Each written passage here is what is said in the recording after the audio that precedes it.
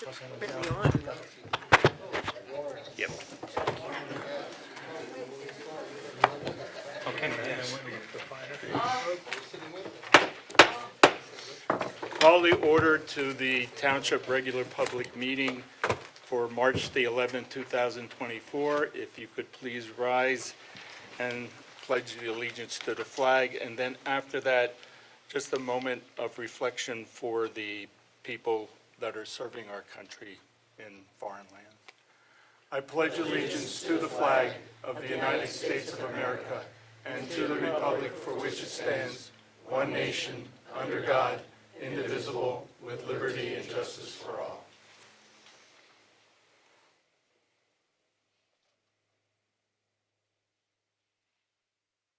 Thank you.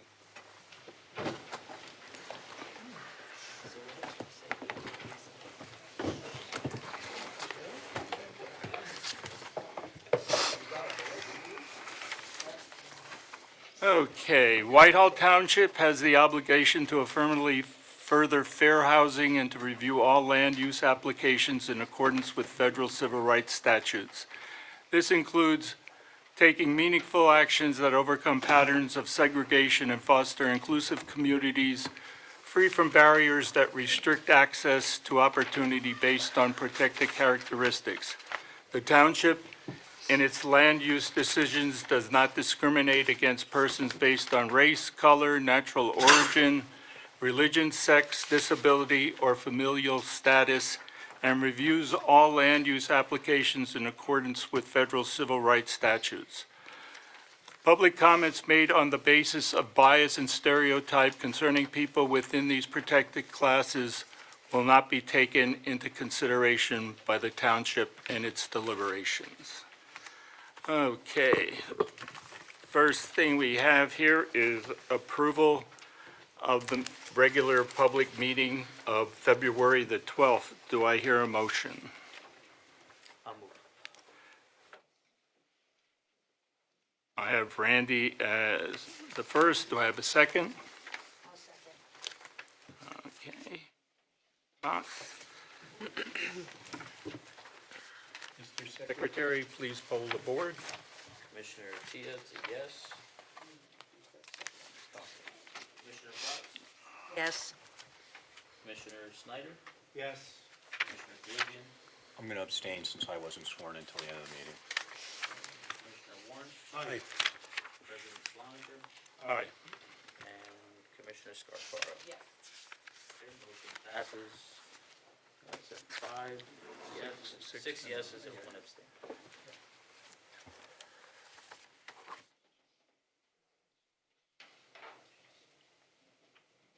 All right. Courtesy of the floor, Mr. Secretary. Okay, Karen Pashevko.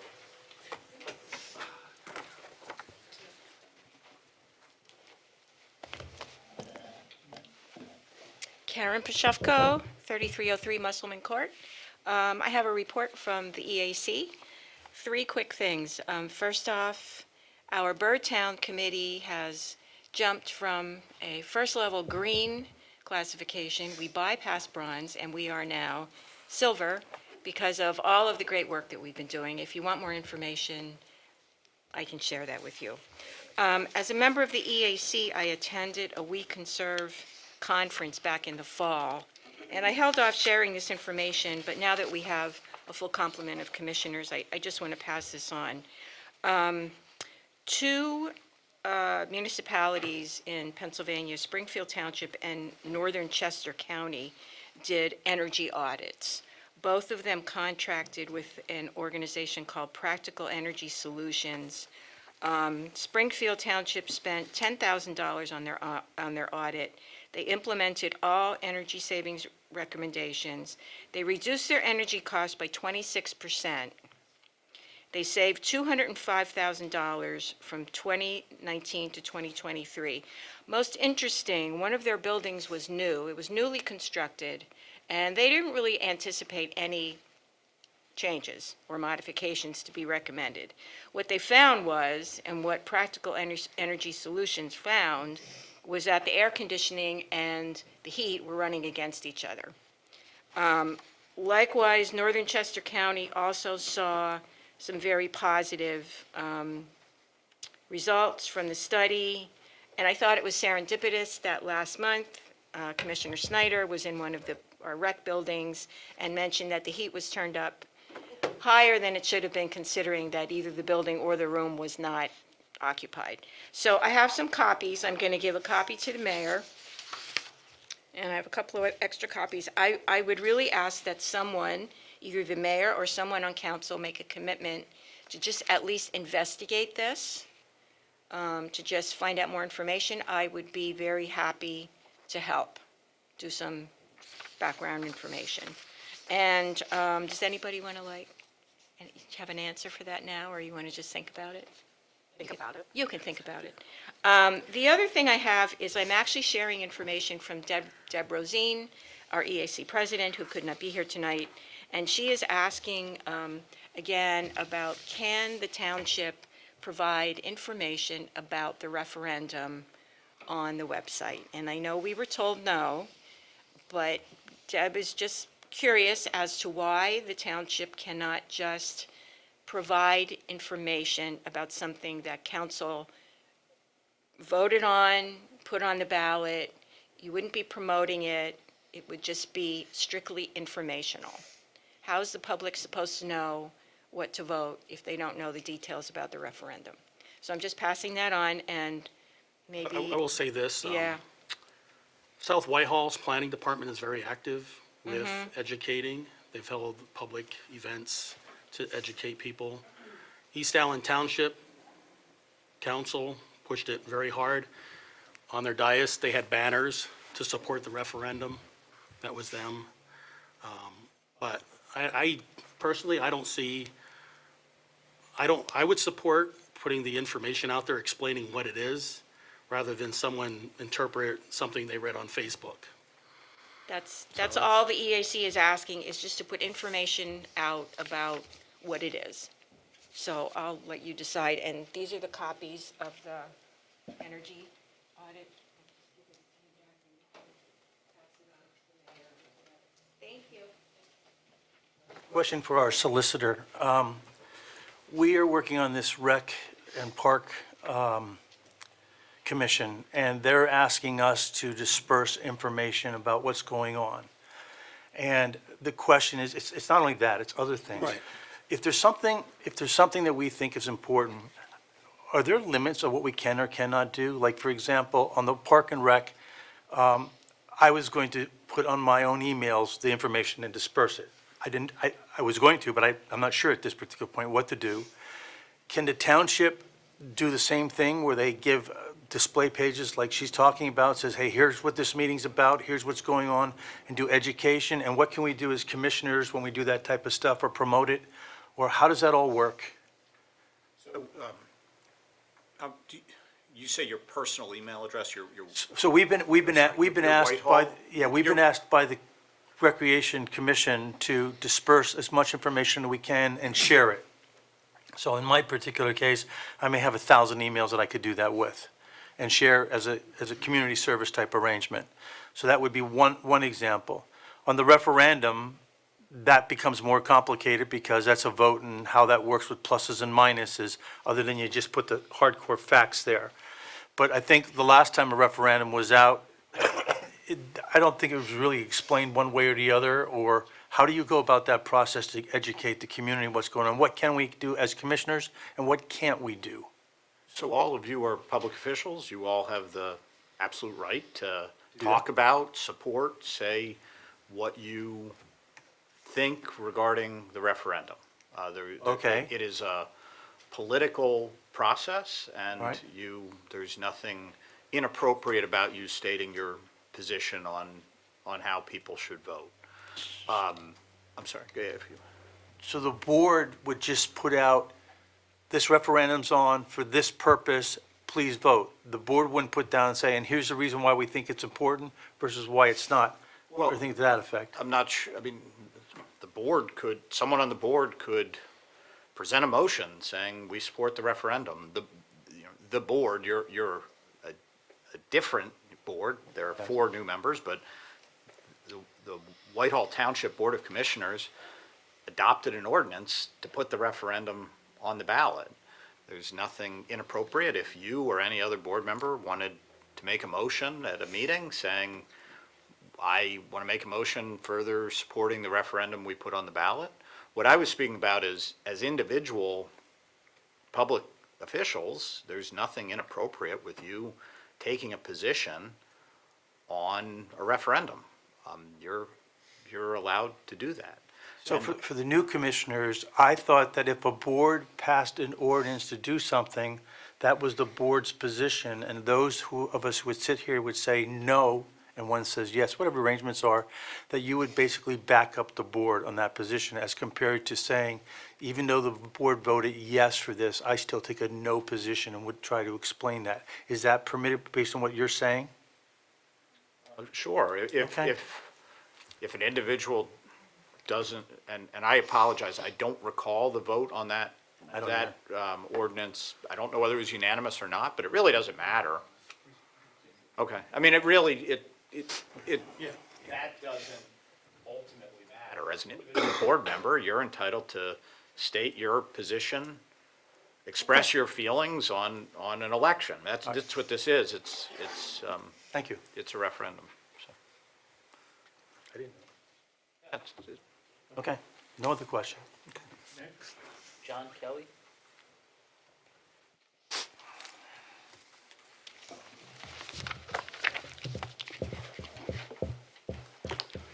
Hi, I am John Kelly from 2832 Pinecone Drive. I'm a 25-year resident of Whitehall Township, and some of you may know me from my time serving on the Park and Recreation Board, and I currently serve on the Recreation Commission. My comments tonight are on a different topic. They regard the open fire chief position in Whitehall Township.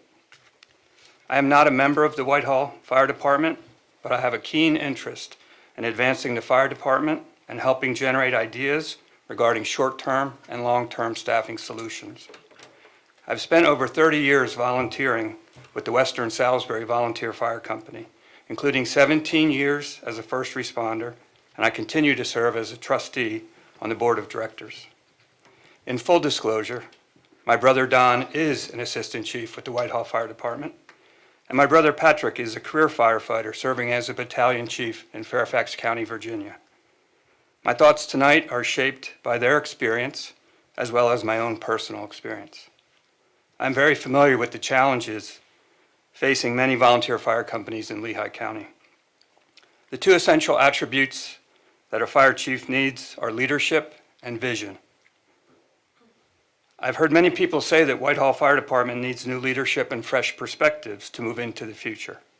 Like many volunteer fire companies in Lehigh County, Whitehall struggles with the number of volunteers declining and difficulty providing sufficient staffing on an ongoing basis. I feel strongly that Whitehall Township should advertise the open position both internally and externally. This is considered a best practice in filling key leadership positions. There are many benefits to doing this, including two that quickly come to mind. Advertising this position externally and internally will generate a strong candidate pool to consider for the opening.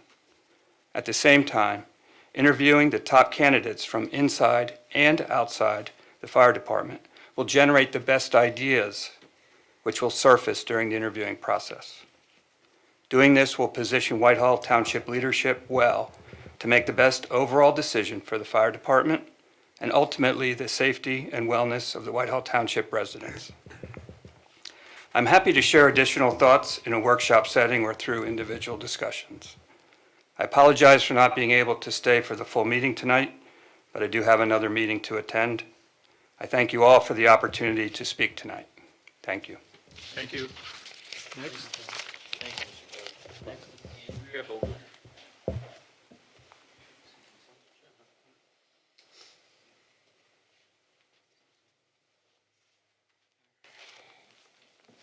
My name's Andrea Hoagland, 51 Kimmett Avenue. Most of my things are concerning is going to be directed to the mayor. One of my things is before I had a problem with the past mayor and staff that worked here. Miss Lee Rackes, very excellent worker, very excellent worker. I told the past mayor, you have good workers here, and then you have the rest of them. Anyway, we need a place like on the door and on our website, when we have a problem with staff here, what's the next level? I was told by a staff member here that he was the highest I could go, which was a lie. Then I tried to talk to the mayor here. He should have never been here. I don't understand how you have 3 whistleblowers. You have sexual harassment, 3 different people, and you still get to retire from this position. You still represented us, okay? I seen the way you came after Teresa, the treasurer, when you thought she stole money. You personally came after her. I read an article in the paper. You personally was going to fire our police, the fire chief, okay? You have the ability to do these things to protect us and to safeguard us, but you didn't do it with the mayor, and I wonder why. What was the connection there? Mayor and Tony both told me, okay, they represented this town at the time, that we do generational and legacy hiring, meaning you need to know somebody. You got to have loved ones here or family here to get a job here. And I didn't believe that, but it lines up. Tony was allowed to dismantle and make a park look ugly. Why would anybody, it's like 2022, this started with me and him on that park. They said 2027, 2028 is the earliest they're going to do anything with that park. So why would you come into a community and just destroy it and make a park an eyesore? What was the reason for that? Well, Tony said to me, he got to broker private deals in his place as a rec man here. And I'm like, nah, this can't be right, okay? But then it all lines up here. You have 3 lots of land. 2 of them was viable land. I learned that in one of your meetings. Viable land was the park. Then there's a 3rd section there. Who belongs to? That's the part that Tony was talking about. I brokered the deal between 3 entities. The hall, the Legion Hall, the park, and PennDOT.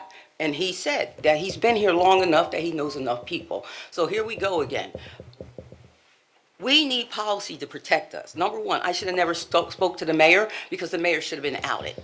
Whoever, you all dropped the ball.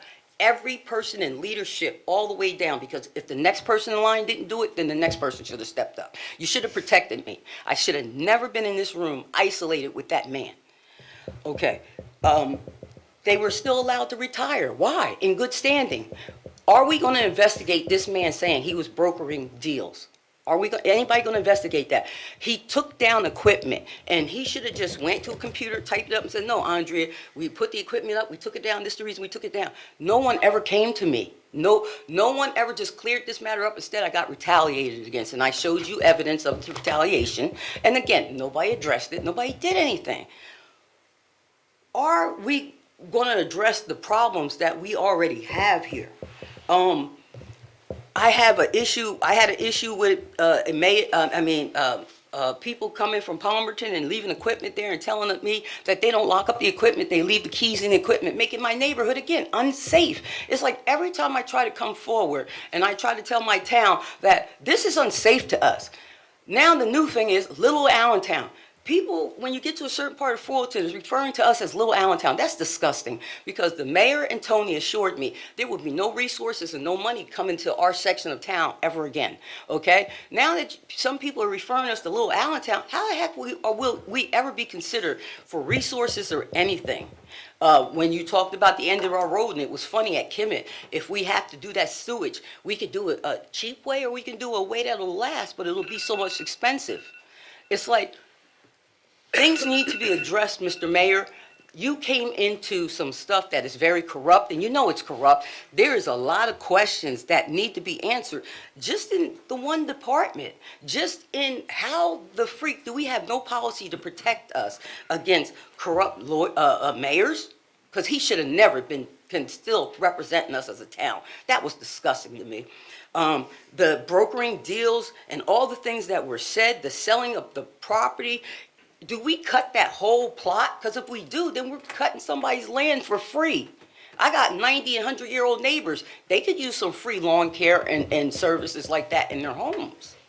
But I'm just saying, Mayor, are you going to address any of these policies? But my biggest concern is, could you please, like you have audio and video that everybody tells me we never use when Andrea is present, we need a phone number that I can reach the next person, because I've been lied to, I've been manipulated, I've been retaliated against, and I should have never had to go through that, because as soon as I realized the mayor was corrupt and no good, I should have been allowed to move on, not told this is the highest and the farthest I can go. Thank you for allowing me to go on, and nobody saying, Andrea, your time is up today. Thank you. And again, Ms. Lee Rackus, great job. I mean, she did not take 4 to 6 months. I hate when y'all say it takes 4 to 6 months. Before we had logbooks, now we have computers. It should not take 4 to 6 months. I watched you take 4 to 6 seconds to say, should we get paid? It's been 2 years I've been coming to these meetings. Took you 4 to 6 seconds to say, should we, the commissioners, get our paycheck? Next. Thank you. Susan Barthel? Good evening. Susan Barthel, 3046 Birch Street South. Tonight I'm going to ask, street sweeping has started. Years ago, they put up signs and everybody had to move your car off the street. Otherwise, you got a ticket. I was a recipient of one of those tickets years ago. Is this still going on? Do we still do that? Yes, we're still going to do that in the spring on our regular rotation cycle. Now we're just doing it randomly. We have the ability to get people out, and we're not ticketing anyone. They're just randomly going out. If there's cars in their way, they just go around.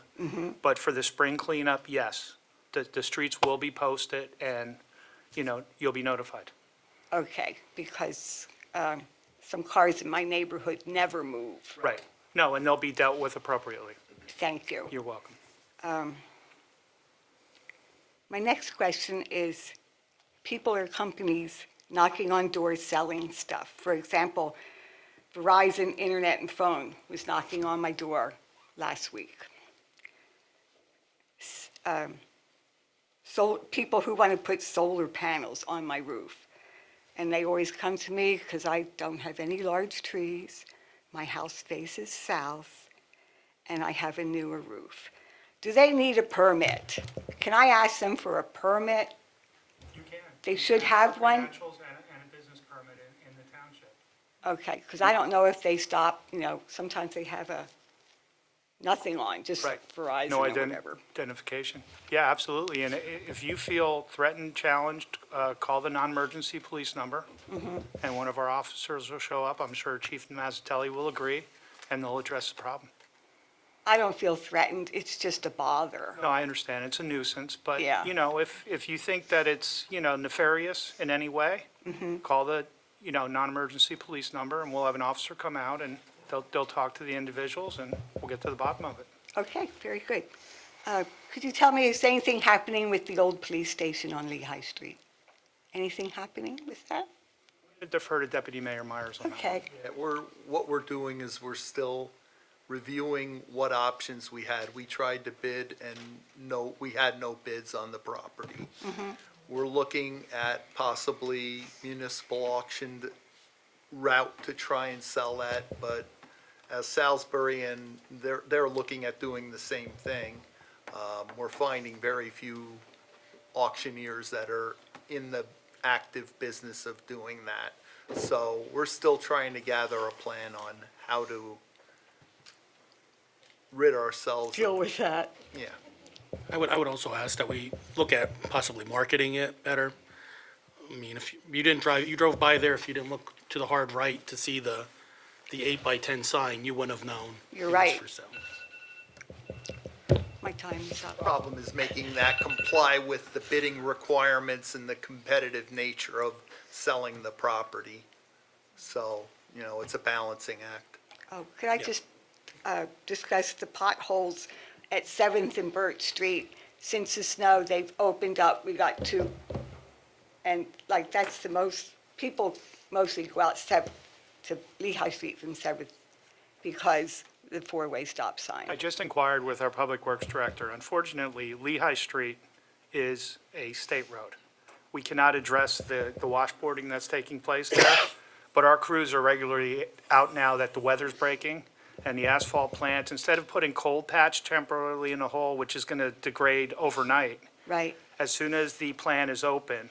And they've been out there actively patching holes as they could, but if it's a larger hole, they're waiting for the hot patch because it gives them a more effective repair, or they're just going to be out continuously repairing it. But they're out on the road, they're tarring cracks, and they're patching potholes. Good, because Burt Circle is really bad, and I'm so going is to do my very Lane. best to get Lehigh Street fixed. I have a call into District 5, PennDOT. That washboarding is unacceptable. It's terrible. Is that awful? Yeah, Yeah. it is. Okay, well, thank you so much. you're Thank you. While we're talking about that specific intersection, there is a low spot there where the water always ponds after the rain. That was my next thing. I was do gonna know that say. there is a storm inlet up by the police station, and there's a storm inlet down gradient, and I believe there's gotta be a storm pipe that connects the two.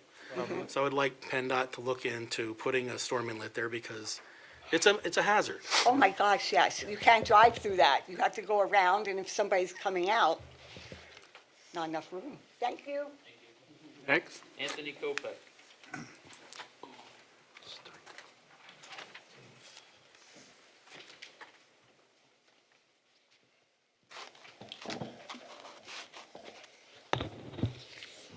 Anthony Kopak, 3763 Dogwood Drive. I was under the impression that you need a permit from the police department to solicit in the neighborhood? That's correct. Okay, well, that's different from a business permit, Well, it all depends on what type of business it is and what they're performing. because I've had that question when people came in the neighborhood. And I thought I had that clarified. Okay, next thing, last meeting, we talked about this bus stop down at Bank of America and then people leaving trash behind, and it was stated, well, that's responsibility of the property owner, Bank of America. Well, what about all this garbage that was left behind in the woods there on Rural Road? That is township property there, correct? Yes. Well, why hasn't Public Works been in there cleaning that up? They will be. As soon as the ground was frozen, there was a lot of snow on the ground, and as soon as they can get equipment, there is so much in there, it can't be carried out by hand. And the woods are very dense, because I was personally in there in a foot of snow. Oh. As soon as the weather breaks and they can get equipment in there, everything will be removed. Okay, well, 60 degrees this week, I'm sure the ground won't be frozen. Let's move on to the next thing. To take a loader in or a backhoe at this point. Well, it's gonna be soft now. It's just the opposite. I would've went in while it was frozen, but, okay. These barriers up here on 145. They're being removed and replaced, refreshed. Well, As they we were speak. fined for 10 years till this contractor came in and worked on the road out here, and then they left them a mess, never put them back right. I called PennDOT about them. The ones up there by the treatment plant, they had no sandbags on them till this weekend. Somebody came and put sandbags on them. They were blowing all over. I just got the runaround from PennDOT. They're being addressed. The Old ones are being removed. Well, They're putting- it might be a little late once somebody comes flying up Lehigh Street and thinks they can go straight through the light because there's no barrier there now. Understood. It's a safety concern. Actually, they're not actually PennDOT's, they're Lehigh Valley Hospital. Okay, well, They own the property. well, I called the township, they said PennDOT. That would be my next question, But being that it's Lehigh Valley's property. representatives of Lehigh Valley Okay. were in my office All right, very early good. last week, and we addressed that That's situation. good too. D&L Trail. I was down paying my tax bill today, and there was a flyer down there about this walk that's gonna be down on the trail. Well, it's kind of an eyesore if you go up by Sheets and underneath 145 there where all the graffiti is. That's not sending a good message, for people that are coming out to walk through this walk. PennDOT needs to address that. I don't feel like making that phone call. And then they need to put fencing up like they did down at the other trail, so people can't get back there and do graffiti. And while we're on the D&L Trail, I know we're gonna do paving. Is paving the parking lots for this trail being considered? Yes. Okay. There's grants available. Well- and we actually just had multiple meetings about that also. There was engineering that had to be Frank, do you want to jump in on that? Yeah, for the IRT or the cabooses, that one? And the other one down on Water Street, that parking lot down there is an eyesore. Two different ballgames. Water Street's owned by, yeah, that's owned by Norfolk Southern. We can't. Well, it has a porta potty down there and everything. That is not officially a township property. That's private property. Okay. And we don't have the ability, and I've actually inquired about that already. And I was told because it's private property, we can't go in there and do anything to it. Fair enough. As far as the IRT trailhead, we have a grant for that. And the whole parking lot and the expansion has already been engineered. And Okay. we're waiting for PPL to give us their approval because we have to get an easement to occupy their easement because they have the overhead lines there. Yeah. And we had to beef up the parking lot so they can support their trucks if they have to maintain those lines. So that's under review by PPL. I just actually spoke with them this morning. Hopefully within a week and a half to 2 weeks, I'll have that agreement ready to go for a solicitor's review. That clears the deck for that project to get started. Actually, it's gonna be let on August 22nd. They'll have that out in the street for the full paving of that whole parking lot. Mr. Kopak, that's shovel-ready. That's a shovel-ready project. We're just waiting for PPL to give us our easement, and we're ready Right, to go. well, I just know that up in the North Whitehall, the other end of the trail, that parking lot up there is Beautiful. beautiful, it's paved. You don't have, you're not eating dust in the summertime if you're sitting there at the picnic bench like you are over I here. just also want to let everyone know, at the Parkway Pavilion, the new Parkway Pavilion on South Church Street, I reached out to New Enterprise Stone, Right, Corey Operations right Yeah. across the street. I asked if they would do an in-kind donation to the township. I believe, now they're not committed 100% yet, that they're going to donate 300 yards of product, modified stone, that can be rolled, so it'll be pretty tight substrate to freshen that parking lot up, because that Right. parking lot's in horrendous shape. We also removed a tree, so there was a dead tree, there was one tree in the center of that parking lot area. We're gonna replace that tree, I'll plant 2 trees to make everyone happy. Yes, I'm looking at you. He called me. I said But, it was okay. I called Commissioner Warren to. I blessed it. We're taking down the tree because the tree was blighted. And it didn't make sense that it was in the dead center of the parking lot either, but that's not why it was removed. It was removed because it was unhealthy, and we will replace it with a new tree somewhere in the parkway. So I just want to make that clear to everyone. Say 2 trees. 2 trees, I'll make sure it's 2 trees. So, I know, so. Thank you, okay. Mr. Kopak. Well, it would be nice if PennDOT could fix their graffiti problem before the wall. I agree, can't agree more. I had more for Frank, but I'll put it down for next week. Come in here next week. We won't be Just here. for him.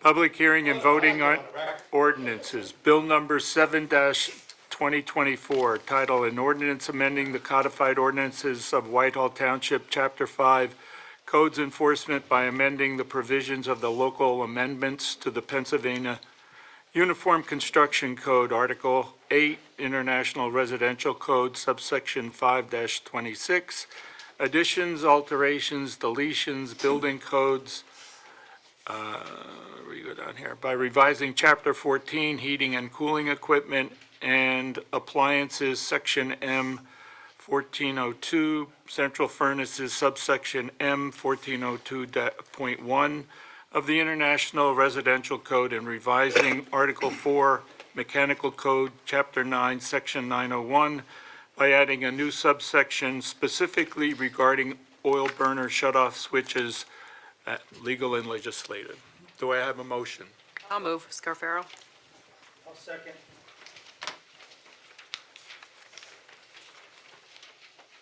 Any conversation? Any comment from the floor? Mr. Secretary, please poll the board. Commissioner Scarfaro, Yes. Commissioner Snyder, Yes. Commissioner Warren, Aye. Commissioner Lindsey, Yes. Commissioner Fox, Yes. Commissioner Atiya is a yes, and President Sloniker. Aye. Motion passes 7-0. Bill number 8-2024, an ordinance authorizing the acceptance of a proposal for the purchase of a 2020 Mack Cab tractor heavy hauler for the Public Works Department in accordance with Section 3.20 in the Home Rule Charter, which requires authorizations of acquisitions in excess of $25,000 by ordinance. Do I have a motion? I'll make that motion, Warren. Do I have a second? I'll second it. Legend. Yeah. Is there any comments from the board? What's the total price of that, Jack? I know we discussed it. 80,000, 140, 150. That's significantly lower than the other option that we considered last year. 318. Any comments from the audience? You know what you do. You've been up more than once, Mr. Kopech. Anthony Kopak, 3763 Dogwood Drive. Are there any other instances where when you put out for bid, that you specifically look for some used piece of equipment first? Yes. Or is this just an isolated incident? Milling machine, when we bought that 4 or 5 years ago, yeah, that was a used piece of equipment. Okay, because I only ever see a lot of new stuff, and I know there's a lot of savings for something that's, Well, like you were saying the last meeting, it's of a limited use, so we gotta, look at the Yep. most efficient and effective way to go about purchasing. so, okay, so with the money we saved there, any plans to buy a dump trailer to hook up to this tractor? The trailer was purchased last year. Oh, you have a dump trailer? A lowboy we Right, bought, well, they had a low boy, but what about a dump trailer? Take that out on milling jobs. Be a lot more efficient than a six-wheeler. That's all I got. I look at efficiency. And you could use that dump trailer for other things. Any further comment from the public? Mr. Secretary, please poll the board. Commissioner Fox? Yes. Oh, I'm sorry. I misspoke. That was Commissioner Warren Aye. introduced it. Commissioner Blucci? Okay. Yes. Commissioner Fox? Commissioner Scarpero? Yes. Commissioner Tiz, yes. Commissioner Snyder? Yes. And President Fawn. Aye. Passes 7-0. He doesn't forget names. Bill number 9-2024, an ordinance amending Chapter A 29 Fees, Section M-6, to provide for new and/or increased fines and/or penalties. Do I have a motion?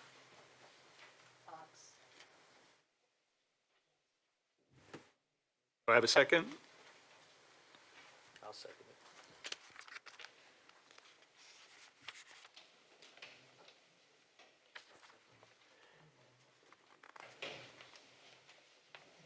Okay.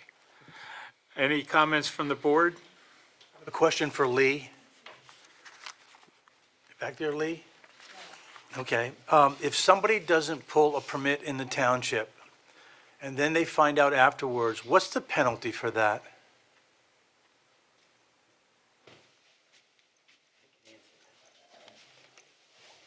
If they don't pull a permit, we notify them, we give them an opportunity to comply. There are double permit fees Double permit that could be fees? assessed. Yeah, it's in the fee schedule. Okay, and at the workshop, I discussed the possibility of reviewing fee schedules, not saying that I'm looking to raise them, but I go to multiple townships, and what I'm paying for building permits in other locations are considerably higher than we are at this point. So is there a plan to take a look at some of the fees that we charge? Typically, we would only look at building permit fees whenever we go out to bid for the contract, because the fees are associated with the inspection services, and they have to be married to our fees, our costs. We can't overcharge, I don't know what No, other no, no, I municipalities are understand. doing, I'm good. but we stand to be audited on that. We can only charge, and we did get challenged Yeah. several years ago on permit fees based on the services that were provided, that they weren't compatible. So at the zoning board, sometimes somebody will apply for a waiver, they didn't file for building permits or whatever, and it appears on the zoning board arrangement. If my permit is $2,000, of which the third party, I'm using an example, is $1,500, and you discovered that I did not pull a permit, then you would give me the common courtesy to come in and make it good. Right. That would be, at that point, $2,000. If I didn't come in and do it, okay, then it would go to what? Double? Well, either that or we would cite, and it would go, for a fine, yes.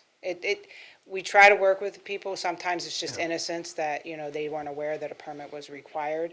If we notify them they don't come in and then they come in later, yeah, the double fees are typically assessed. There's a difference in the township, in my opinion, when you replace a hot water heater and you don't get a permit.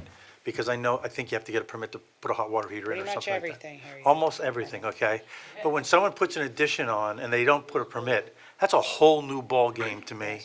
And when that happens, somewhere down the line, I just don't think it's fair to come back and say, your fee is double, $2,000. There was no third-party inspections on it, no footer inspections, nothing occurred, and the person gets it done. Well, believe it or not, we've had things like that I know. happen, and it's not that quick and easy. And they are assessed penalties. We've had different issues where whole different additions have been put on without any permits.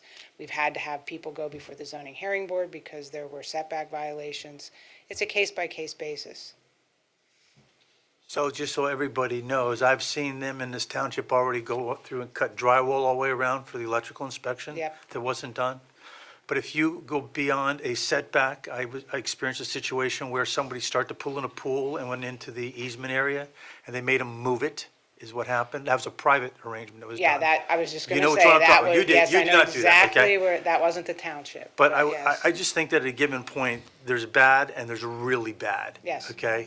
And the really bad ones, they walk in front of the zoning board and says, I don't understand, I didn't know, or whatever the circumstances may be, and then they give them a waiver. And I'm not saying they did or didn't, but to me, that seems like the easy way out, because I already got my thing. Well, and that's You why. probably could explain better than I can. Well, I don't think that is just a clear-cut case of them saying, you're fine, here's a waiver, and it's not a waiver, it'd be a variance or a special Right. exception, but I don't think that's the case. I Right. think the zoning board is, they look at each case by case, and the facts of each case, and I Well, think that. I'm not yeah. blaming the zoning board by any stretch of the imagination, because when I get down to the end of what I'm going to talk about on the ordinance, somebody moved a commercial person into a commercial building and did not pull building permits. Now, how you do that, I don't know. And Well, that's why I want people, them to- it happens all the time, and Okay. that's our job to follow up on that and make sure that it's addressed. And with the issues before the zoning hearing board, this board always has the opportunity, if they disagree with the decision of the zoning hearing board, to take it to the next step. It's not my. Whether it's an yeah. addition or, whatever goes before the zoning hearing. It's not board. my intent to put the zoning board on trial, that's not the case. It's more like, what's the saying? You say, do it and be forgiven later, or something like that. Do it and ask for forgiveness. And sometimes I think that's what I people do. never say that. I know you don't. Okay, thank you. And the other thing too, I would add, Ken, those fees, do they cover our costs too, or just the inspector? Are they just pass through? Because I think we should be able to recover some of our costs of our staff to handle it. We get a percentage of what Key Codes charges, plus we get a flat permit fee, residential, commercial. Thank you. Yes. Thanks, Lee. That's all I have. Any other comments from the board? Any comments from the public? Mr. Secretary, please poll the board. Before you do, you realize that all this ordinance is doing is setting the fee for credit card usage. Okay. I saw the word penalty. Yeah, the ordinance spells it out, but, I was looking really quick and I couldn't, but it was on Yeah, top of my that's mind. okay. Sorry. so I know. the question we looked at the different, the fee that we're passing on to the consumer is a convenience fee, and we're not making money off of it. No. So I just want the public to know that there is a cost that's associated when you use a credit card. Credit card companies usually charge a percent fee. Some of them charge a flat rate based on the value of the, That's in the revised ordinance, it would be 3% when you balance the types of credit cards, your debit card, your consumer card, your corporate card, and the different fees that are associated based on credit card company to credit card with Discover and Visa and MasterCard. Talking to the people from TD Bank, they felt relatively certain that the 3% rate would cover any and all costs, including if there were chargebacks and things like that, something a card would be denied. I was hoping for a flat rate, but I guess that's not feasible under these circumstances. Yeah. Yeah, I mean, we don't want to lose money by giving the convenience. But it, you know, for somebody that has a $300 garbage bill, to charge them the same fee as a $2,000 school tax or real estate tax bill wouldn't seem fair, because there's Right, more risk to the right. higher transaction. Understood. And we have to, you know, and that's one of the things that's clear, is you either have to have a flat fee or a flat percentage. You can't waiver based upon the total transaction. And then hopefully our website, when we get this in place, the website explains what that fee is. It's a pass-through cost based on the cost of the township. Once this is adopted, it's about a 6-week approval period through the credit card companies to do their due diligence. And meanwhile, there's lots of other work to be done in the background. Thank you. One quick question. Oh, go ahead. This will apply to all fees in the township, correct? No. What- Right now, we're only rolling real estate tax and garbage to see exactly what, you know, get some kind of history behind our experience with this and the pluses and minuses and how well the office, you know, can get the reports that they need on a regular basis. And then we go out, because our bank can't do the transactions if, once we place readers here. That has to be tied in to our computer system here with Tyler. They have their own platform to use with that, which will directly tie in with the cash machines that we have here to take, you know, money and things like that, so, for the transactional things. So that's a separate issue that has to be addressed, because we have to go out and have an agreement with Tyler on putting out that platform to the people.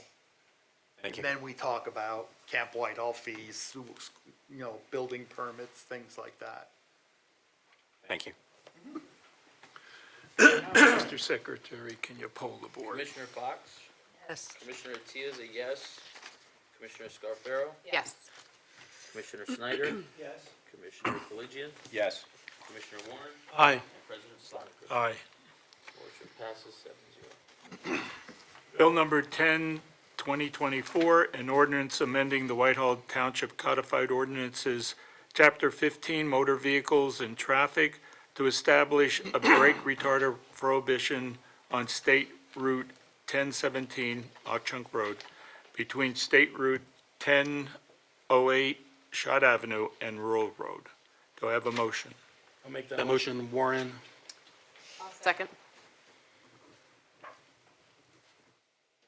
Any comments from the board? Quick question for the solicitor. Did the ordinance get amended for the increased fee?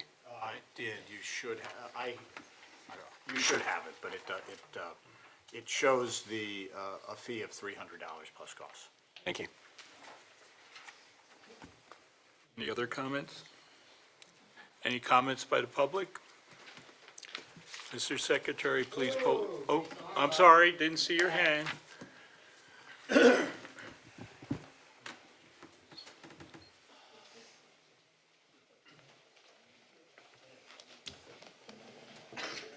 Anthony Kopak, 3763 Dogwood Drive. And I looked at the supporting documents, and yes, the increase was in there, and it was highlighted also. Now, I'm guessing Mr. Gross prepared all this, Yes, and this is probably pretty standard for every township, basically, the wording, yes. It's kind of cut and paste. Well, it's not cut and paste, but it's based on. But you initially had a $25 fine, because that's probably something that's standard for this offense. No, the state model ordinance for this had a $600 fine. Well, I just find this hard to believe. We're talking about safety, the welfare of the public, this and that. But you can run a red light and pay a fine of $25 and kill somebody. You can run a stop sign and the fine is $25. $300 does not fit the violation here. That's excessive. It's almost like I'm surrounded by a bunch of truck haters. Everybody should stop going to the grocery store, stop going to Home and Lowe's and Home Depot. You better go out to Homestead if you want to be away from noise, build your house, cut the trees down, live off the land. I didn't know what to think when I heard it was like a bidding war. How high can we go on this? The idea is not to punish the driver. And how are we going to enforce this? Are we going to have police? We can't even enforce regulations on 145. Are we going to have them over there? And then if the fine's so much, the person's going to plead not guilty. Then the police are in court. $25 will get the point across. Obviously, the intent is to have the sign, maybe have some people be a little more respectful and not create as much noise. That would be the idea of the sign, not to punish the driver, as much as we can here. I just don't understand the intent of doing that. 25, getting a fine, 25 with the cost, that's 175, 25, whatever. Probably pay it. But I don't see how you enforce this when we can't even set up speed traps on 145. Well, I mean, the $300 is excessive for the violation. We have a noise ordinance in the township. The fine, first offense Mr. Kopech. is $50. Mr. Kopech, he already told you that $600 is where we could have gone to.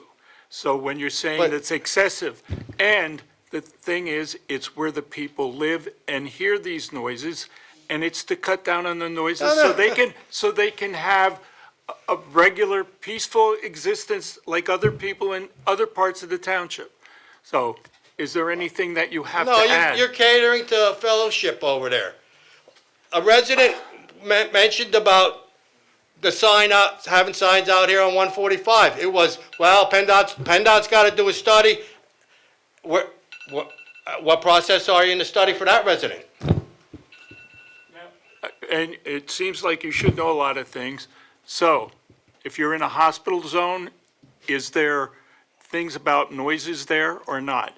Because part of what Fellowship has over there is also where people are having care given to them, and it's similar to a hospital, but not a hospital. So, I mean, you can't have it every way, and again, the more that you're harmed by this noise, the more that you would be for this. Well, that's funny because I can remember laying in the hospital bed out on Cedar Crest, and it's right next to a highway. I mean, I spent many days out there, and I tell them, give me the room on the backside. They're not using the brake retarders on that stretch where the hospital is. So, thank you very much. Well, Is there any other comments from the public? If not, Mr. Secretary, please poll the board. Right, Commissioner Warren, Aye. Commissioner Scarfaro, Yes. Commissioner Fox, Commissioner Snyder, Yes. Commissioner Pelagian, Yes. Commissioner Tiazzi, yes, and President Sloniker. Aye. Okay, passes 7-0. Bill number 11-2024, an ordinance amending Chapter 15, Section 23 of the codified ordinances of Whitehall Township, establishing additional stop intersections at certain locations throughout Whitehall Township. Do we hear a motion? Bless you. I'll make that motion, Pelagian. I'll second it, Snyder. Have any comments from the board? Any comments from the public? Sir, up to the mic, identify yourself and your address, please. Chuck Fisher, 3234 Flat Rock Drive. Just quick question, where are these intersections going to be at? Since this is through development, maybe Mrs. Rakis can help, because I honestly don't know. An extensive list provided. When I say don't know, I Yeah. have not been able to get in this. Actually, there's like the board member said, it is a lengthy list, and what this is housekeeping. When developments are proposed and approved by the township, there are certain intersections that are established as stop intersections throughout these developments. This is one of Mr. Lagler's, I got to get it done before I leave projects. So that's basically what it is. He's memorialized all these intersections that have been approved over the years that were not formally adopted by ordinance and making them adopted by ordinance, which allows our officers to enforce them. Does that help? Yeah, last question, this is, Lee might be able to answer this. So these were already approved, like PennDOT approved first, and then, I don't believe that there are any on, I haven't reviewed the list extensively, but I don't recall any on state routes. There are local roads, oh, okay. so, yeah. Okay. Well, As at Rising Hill Road, that has one. Lehigh Street in West County. Yep, SR 1010 at But Rising it's Hill on Road. our road, it's not on Lehigh It's Street. eastbound from Rising Hill going Right. on to Lehigh, correct? That's okay. Any other comments from the public? Mr. Secretary, please poll the board. Commissioner Palazian? Yes. Commissioner Snyder? Yes. Commissioner Fox? Yes. Commissioner Scarpero? Yes. Commissioner Garcia is a yes. Commissioner Warren?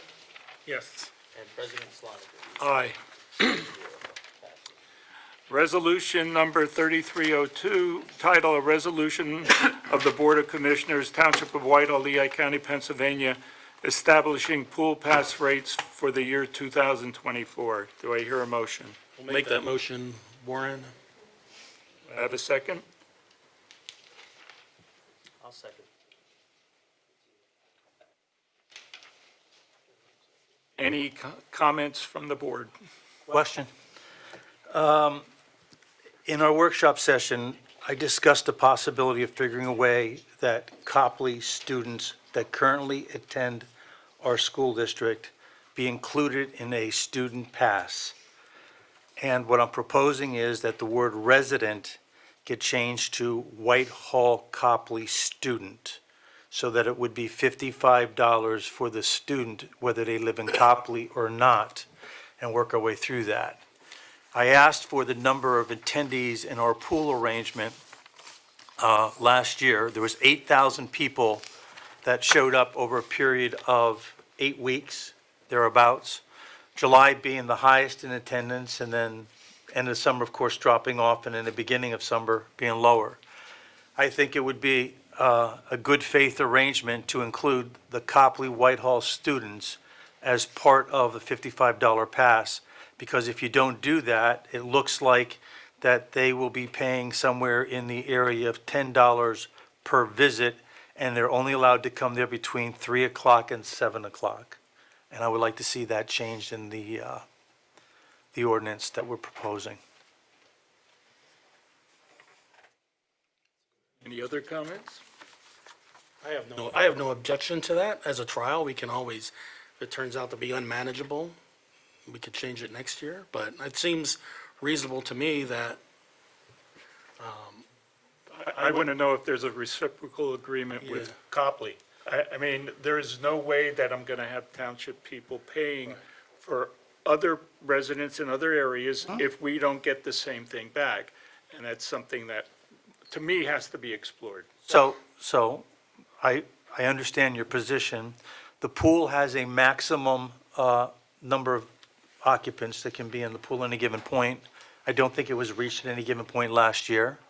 Then if that's the case, I would propose that we table this, because no one's going swimming next month, and reach out to Copley and get a reciprocal agreement from Copley, because I was told they are going to open up their pool, right? So then if they reciprocate, and we reciprocate, I'm fine.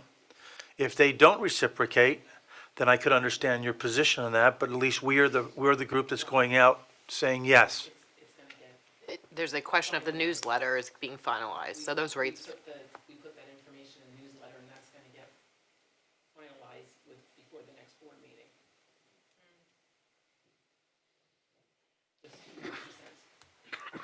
Valuable 2 cents.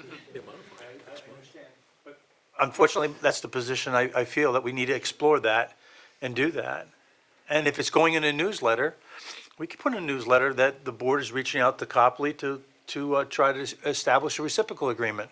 This has already been Too late for that. ready to go, right? Well, it's been submitted. Okay. I do have an opportunity to make, like, if you would change the fee, I could make that change before it's authorized to go to print. We're not adding a paragraph. Not to table it to the next. I'm sorry. And again, I'm just one person up here, but I want to first find out what position Copley would have on something like this before I could vote. Larissa, you can't wait a month. This is I just, just, I mean, we just put to be announced. You do that. Put a fee in for that. Could we though pass it this way with an alternative, if we find out the information, then it can always be prefer to go that corrected route. once you go to the pool, right? So it's not like this is finalized, there is room, We could word it that way. right? We work it out, I mean, Yeah, I'm just saying, if we pass this now for the sake of the information being out there, because if in fact it does change, then it's just a plus, right? Or it's a change, you can change it after, You just put a disclaimer in there, subject to change. yeah. here, Jeff, We were saying the same thing. If you approve Mr. Snyder's proposed change to this next month, you would only be reducing, you'd only be providing an extra option at a lower fee, right? So no one's going to have bought individual day passes in April. You'd be, only a day if you allowed, this, if you decided to go ahead with this next month, you would just be providing an option for students who live in Copley to also buy a season pass. Yes, but I don't think I answered, I don't think that question is right. I mean, what you just said, resident student pass, $55, that's for the whole season, Right. okay? So I'm saying for the whole season, and I'm perfectly fine going this route and then asking the mayor to reach out and do that and let the record indicate that we're doing it first to try to get this squared away, and if they're good, then we'll alter it. And then in the newsletter, if we could just put in to be determined, that would be fine. And I would say the intent of this discussion is to be more inclusive and not to try to market members away from Copley. Yeah, that's right, because I'm assuming if you live in Copley and you're my friend, I may end up going to Copley someday, I don't know. I don't know if we should use to be determined or subject to change in the verbiage. Subject to change, I think would be, you know what I mean? I'm fine I with don't that, know. I'm okay. My Minor, but I just goal think it's is a better. that the kids can go to whichever pool they want, and if they can't go to that particular pool, because they may not open, okay, they're supposed to, but they're probably having the same problems Right. we're having, and if they don't open, then at least we got ourselves covered here, that there's a place for them to do that. That's all I'm saying. Question for the solicitor was discussed at the workshop about restrictions on other municipalities. And I don't like to use the term plain favorites, but Discriminating yeah. against. So, I think it's important to determine whether Copley is willing to have a reciprocal arrangement, and then I'd prefer to give advice on this, legal advice, outside of a public meeting. You can do it, but we should discuss it. Okay. And I do think it's important to, if you're going to do it, that there's a reciprocal relationship. Okay. Yeah. I'm fine. Jack, are you suggesting tabling it altogether? No, I don't think you need, again, my advice was, I believe you can pass this, and if next month you decide to offer, after reaching out to Copley, and to offer Copley student residents who are in the Whitehall Copley School District the same rate as Whitehall residents, that's just a benefit to them. It's an additional benefit. I don't see a problem with doing it. Every student gets an ID card. From sixth grade on down, they keep them in the classrooms because they use them for lunch or something to that effect. But from sixth grade on up, or seventh grade on up, they have an ID card, they show up with their ID card, and it's as good as gold. So there's an easy method to take care of it. So, if this is what you want to do, I'll make the motion to, no, wait, there is a motion already, that we're going to review this next month, and the mayor will reach out to Copley. I'm fine. It's a step in the right direction. Any comment from the public? Name and address, please. I know the routine.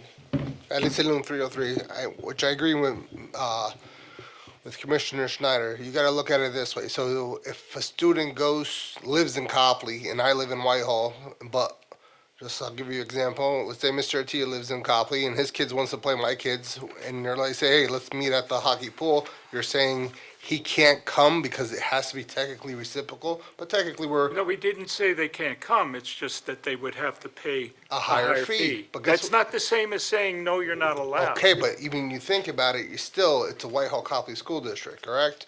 And But then it's- we we even pay taxes I for understand, but Whitehall Township. but- Yes, so we you're plan collectively for Mr. Whitehall Sloniker, Copley. slow down. It's okay. I understand. I'm fine. I understand. But you can't go ahead and just, hey, the school district is comprised of Whitehall and Copley. The township is just Whitehall. I understand this, but so you're saying if there's a restaurant in Whitehall, I can't go there, right? Because it's only Copley residents. It's kind of similar to your concept. No, not once. Not once does your example make any sense. There's two things. President Sloniker said that it's the $55 and the dollars and cents, but the other thing is, there's a time limit. A non-resident can only come in from 3 o'clock to 7 o'clock. So that's why I would have the resident student plan be labeled as Copley Whitehall Student Plan, because there's no time limits on that.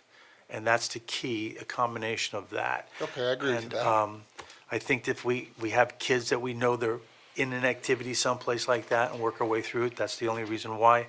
And let us try to work it out between the powers to be. I can't picture the other boroughs saying no to this. I don't see why they would. But if they say no, Pardon me? if they did say no, wouldn't we just honor it anyway? I think that's something the attorney said we're gonna discuss later. Yeah. At another time. We'll talk in private on that one. I'm trying to get to where we can get it done, that's all. I think everybody up here feels the same way. We just gotta figure out how to jump through the hoops. Thank you. Mr. Kopeck?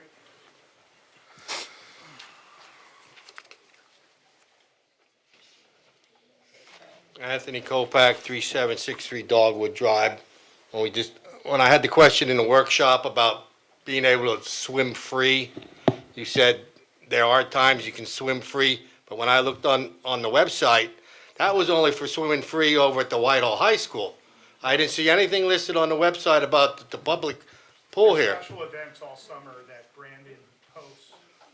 Like they have Hawaiian Night. He has special events for Right. seniors, military, and they're posted like on a week-to-week, day-to-day basis.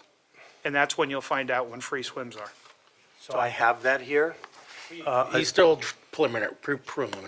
Yeah, but last year, they did adult swims from 9 in the morning to 11 o'clock, and at a quick glance looking through here, it was pretty much on a very regular basis, or senior swims and stuff like that. Well, I'm That's what he talking about, family with kids that maybe can't afford the season pass, that want to come out did. at some point. I don't know that. Like I said, he schedules those randomly, and it's at his discretion. And Right. it's Well, how would somebody find out about that? Well, he posted on the township website. He Okay. posted on recreation, he puts it out on social media, so it's You pretty well couldn't post known. this at the pool that people could know? Hey, I can come back this day and swim for free. That I don't know, but I can get you an answer on that. Sure at the pools, they probably post up at the front doors when you walk in. Pretty certain it'll be posted. And he I'll have does- the flyers printed out and posted. Okay, that's Yeah, all I had. he has very good communication skills. He loves making, flyers and putting them all over the place, so. Okay, well, The schedule will be posted when the pool pass rates are open. He's still sorting out, finalizing events, and that Right. won't happen until April. like I said, I was just concerned people might not have money to come swim all the time, but they can take advantage of a free event. Because I got another year to go before I can swim for free, so. That's all I have. We're in great need of lifeguards and pool staff, so if anyone knows family members, friends, whatever. We have a great need, so it's tough finding anyone. Any further comments from the public? Mr. Secretary, poll the board. Commissioner Warren? Aye. Commissioner Tia is a yes. Commissioners Arpero? Yes. Commissioner Fox? Commissioner Snyder? Yes. Commissioner Pelagian? Yes. President Sloniker? Aye. Passes 7-0. Resolution number 3303, a resolution of the Board of Commissioners, Township of Whitehall, Lehigh County, Pennsylvania, establishing Camp Whitehall rates for the year 2024. Do I hear a motion? I'll make that motion again. Warren? Do I have a second? I'll second it. Pelagian. Any comments from the board? Any comments from the public? Mr. Secretary, poll the board. Commissioner Warren? Aye. Commissioner Pelagian? Yes. Commissioner Fox? Commissioner Scarfaro? Yes. Commissioner Snyder? Yes. Commissioner T is a yes, and President Sloniker. Aye. Passes 7-0. Resolution 3304, a resolution approving the amount of interest return to be credited to Police Pension Fund member contributions for fiscal year 2023. Do I have a motion?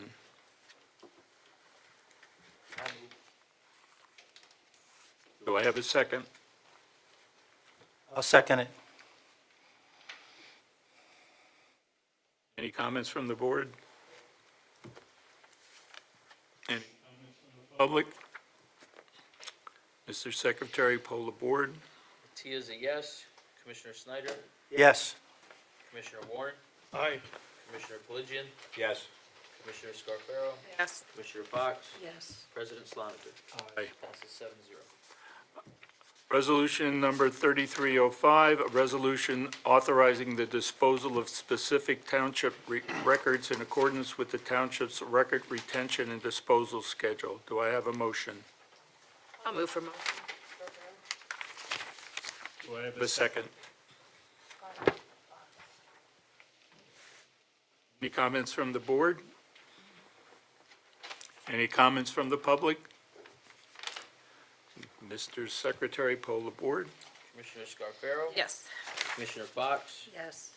Commissioner Atiya is a yes. Commissioner Warren? Aye. Commissioner Snyder? Yes. Commissioner Pelagian? Yes. President Sloniker. Aye. 7-0 passes. Resolution 3306, a resolution authorizing and directing the mayor and the Whitehall Township to enter into a settlement agreement regarding the tax assessment appeal of Lehigh Valley Associates and the property located on MacArthur Road and designated on the tax maps of Lehigh County as tax parcel 549-880-461-887-2. Before we do, Jack, do we have to go through all these since it's a regular board? Have to consider each resolution separately. Yeah. I did suggest that you don't necessarily have to read the title of every The whole one. thing, we'll just read. You have to read parcel the number and Yeah. which, Yeah. who the taxpayer is. Yeah. Motion, Scarfaro, I'll move. Did you ask? Sorry. second? Atiya? Any comments from the board? I have a series of lengthy questions that will apply for all of them. Fair enough? And most of this is going to go to Jack. So I went through our budget, and you sent an email out that the amount of dollars and cents could come out to very close to $500,000 that we'll be losing. Quarter mil. 1 mil's about 2 mil, $2 million, so it could be a $250,000, all right? And your suggestion was that we would consider taking this out of the contingency fund, Just the refund. just the refund, because the other portion will be coming in tax dollars, but it'll be a reduced amount, correct? So our budget, as of right now, would be short approximately $250,000 without using the dollars and cents sign. So when I went through our budget, when we do a budget and we're proposing to get in approximately $26 million, and on tax revenue, we're using $19.4 million. I'm just going to pull the numbers off of here, all right? Do we sit down and say that of that, we may find 2% is uncollectible, or do we make any allowance for anything that's uncollectible? Yeah, it's in the budget in an appendix. where we'll take the total assessed valuation. Yes. Multiply it by the millage rate. Yes. Then you'd take away a portion. I saw it, but it didn't change the number on the other side. I got about 10 tags here, so bear with me. That's okay. Come in here. Right here. Okay, so that's where you sit down, that's where it said less 2% discount of collected. So you're saying we may not get $171,000? No, the 2% is, and we use that because the overwhelming majority of people pay their tax bills in the net period, which gives them a 2% discount. So it's a rolling number? Well, it depends on, Moving number, yeah, okay. it depends on the total assessed valuation. So now we're going to be short this amount of money. So here's my questions that I had as I worked my way through.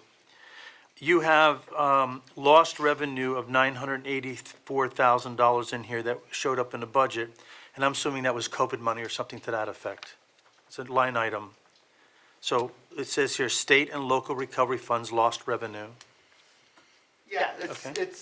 that's the, exactly, it's the state and local fiscal recovery act money. And we have to spend the balance of that 2.9 million we received from the feds. Then on the one page, we have something called miscellaneous refunds of overpayments. I'm assuming somebody overpaid and you put it into, to get that back on some of the taxes. So I figured that's what that one was. We get to the other section back here. In our existing budget, we have total tax assessment appeals, $45,000. What will that be used for? Is that an expenditure category?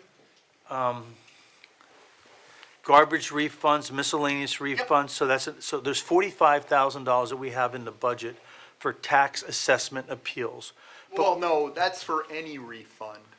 I mean, somebody comes in after they pay their garbage bill and says, I didn't know I got the discount for being over 70. 45K?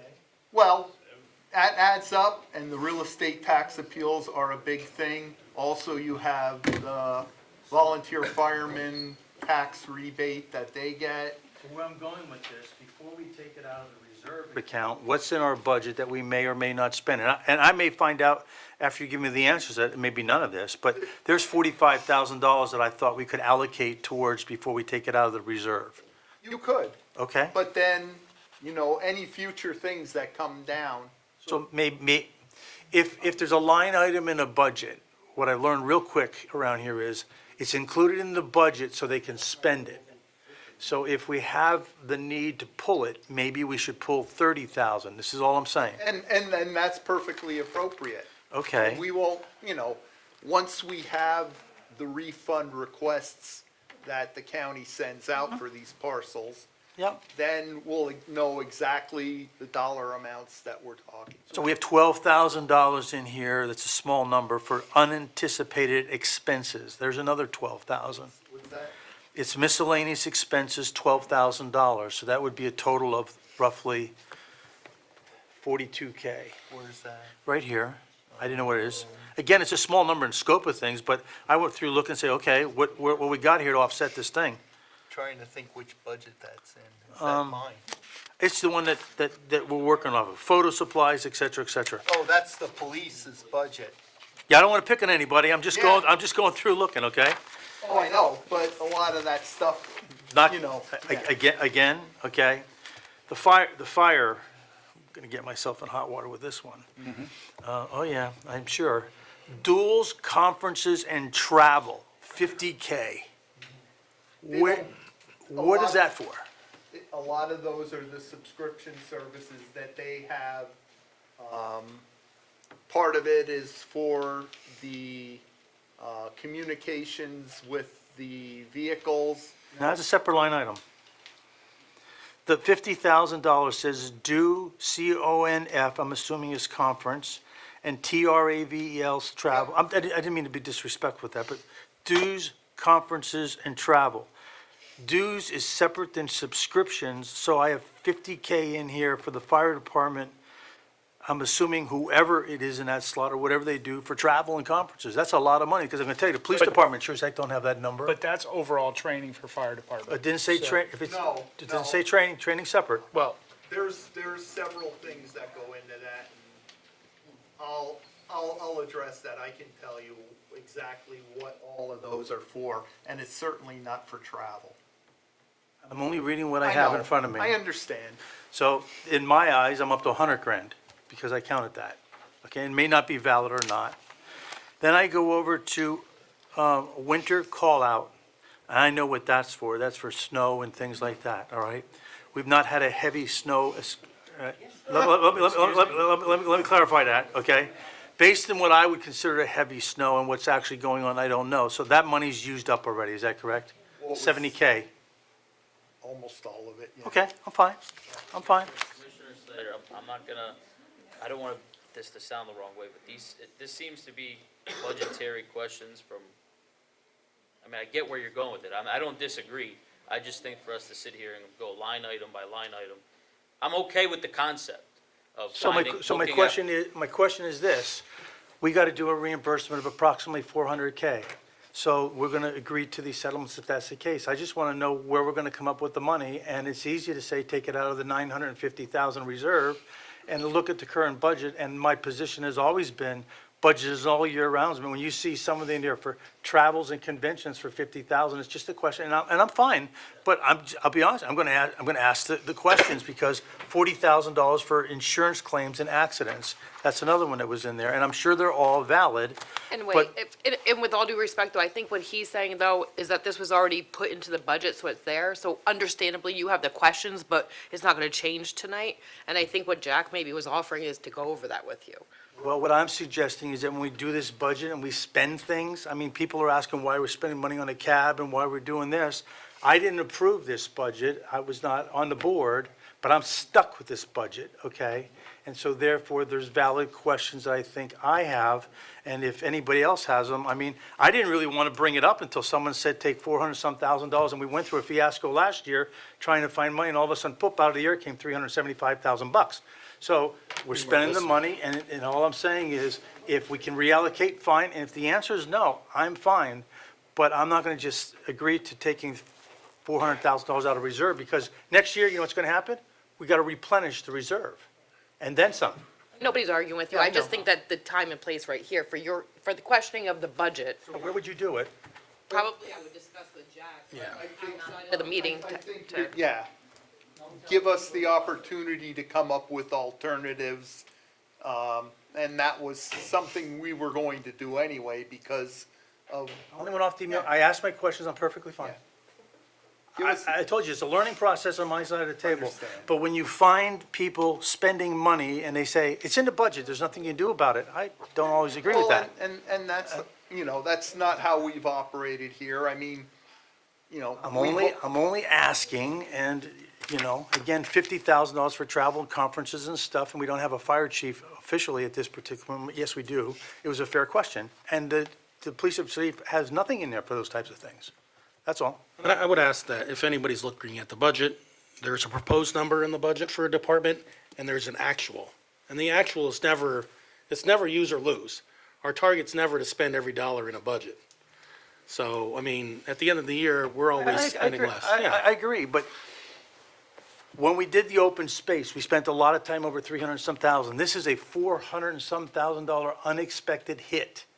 And to sit up here and say, yes, yes, yes, yes, yes, and not ask that question, that's just not something that I do. I'm sorry, I'm good. that should have been discussed Ma'am, we're having the discussion here. We'll get to you a little bit after they're done. You can make your comments. So we did discuss it in the workshop. I did get additional information, and I looked at the budget to see if there was other places to pick some of it up. This is out of our control based on certain arrangements, and I just want to know how we are going to pay for it. That's all. No more, no less. You're not wrong for doing it. No, I'm okay. Any more I'm a numbers comments? Any more comments from the board? Yes, I do have one. And I was not on the board when the budget was adopted. I've been coming to the meetings for quite a while, but my question is, am I incorrect these appeals were filed in 2021, correct? Some of them were filed in 2021, some were filed in 2022. Okay, but we've known about these for at least a year, correct? Correct.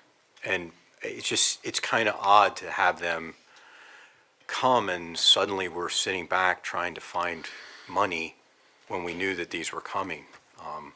Because this is the first that I've heard of this.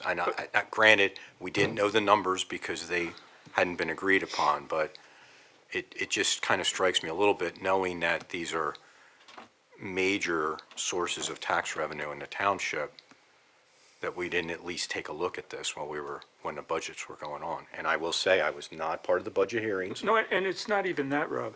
It's the fact that, first of all, you don't know if the people that are going ahead are going to win. And if they do win, what would they win? If this I might have agree. been 3 times as much, we wouldn't know that. And so you're trying to say, well, I think it's going to be this. And I would go into this kind of thing saying, there might be some, but I would never have expected it to be this large. And again, that's me. I'm not somebody who knows what the value of the malls are. Simple as that. So, and again, that's where I think that what you're saying, yeah, it would be nice if we knew that ahead of time, then we could go ahead and budget it for it, but we didn't. Yeah, I'm not going to say you could budget it because you wouldn't know what the numbers were no matter what. But to suddenly, I mean, this was, I don't want to say blindsided, but when it was brought to our attention, at least my attention, last Monday about this and a little bit before when I first read the paperwork, it was kind of surprising that this was not looming in the discussions about expenditures, that, we knew in all likelihood there would be a hit taken because we all live in the world of 2023 and 2024. As commercial real estate values drop, there's a glut on the market. We know that. And as was said a number of times, we're lucky we don't have the offices like some other municipalities have.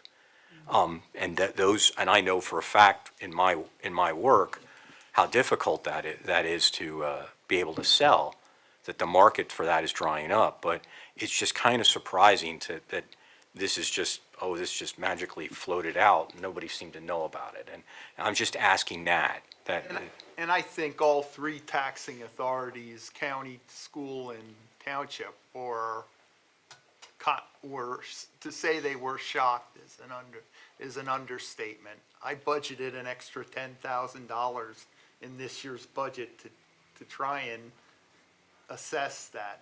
And, it was just something that we had no idea that the level of the problem, with the appeals. So the reason I asked my questions in a specific way, we know that the school district runs the part of contesting. And I asked if we had a list of what these would be prior to me sitting up here, and nobody seemed to have the list. But our solicitor just gave us a list of what is currently being taken care of or is in the process of appeal process. And the reason I asked the question of how you deal with the tax revenue, if you take 100% of it coming in, we're going to have this problem again and again and again. And when budget time comes, we can't just assume the millage across the board, because that's the case. And the fact that the contingency fund is here is fine, I get it. But we are going to see a lot of people filing assessment appeals and working our way through this big time. And, our assessed value has dropped, I think, Jack told me 59 million. Well, this is $59 million. $59 million are assessed dropped in value, and more to come, depending on arrangement. And like I said in the meeting, the bright side is we don't have offices. But there's no office on our list as of this point, and we know there's office buildings in this township that may want to do that. And that's why I want to know, because when we do our budgets at the end of the year, this is going to be a topic we got to take a hard look at, because that's a lot of money. Well, they're going after residential now, too. I was informed by someone that they were approached and they were told that this agency, they provide a fee, they charge a fee Fee-based. based on, a percentage based on the reassessment and the appeal. So, yeah, there's many more in the pipeline. And like I said, I reached out to the county, I reached out to the county executive, I asked, when a countywide reassessment would be taking place in the future, and generally, there's no written rule, but generally they're done every 10 years, every decade. I was told there's no political will from the current administration, and they don't anticipate any political will from the future administration because it's not a political, well, it's a political hot potato. Reassessments aren't, favored by anyone, but that would dilute the pain. But according to the county, and it takes about 2 years to set that up, so we're not gonna get any help from that front. I would like to see the state take a look at this, the legislature, if it's even feasible. I mean, basically, you can sell sell a property for $3 million last year, and then now go back and appeal it. And say it's worth less even though you just paid $3 million for it. The common ratio. I know, I was explaining that, but it's kind of like, it's voodoo numbers. It's like, you say, why did they overpay for a property 2 years ago, or last year? So. Is it the big hit now between what Jack has given us and what you've given us? Is this the major sections that we could think that would come and give us a big hit? Right now, yeah. Right, I mean, there's almost all- others that have already been through the process a couple of years ago, like Home Depot and places like that. Okay. We have shopping centers. Well, some of these, you're right. Oh, yeah. We have shopping centers. Okay, thank you. Any other comments from the board? Any comments now from the public? And now would be your time. No, I said what I had to say, thank you. I'm sorry, but I didn't hear you. Okay. Again, you know the way to do it. Name and address.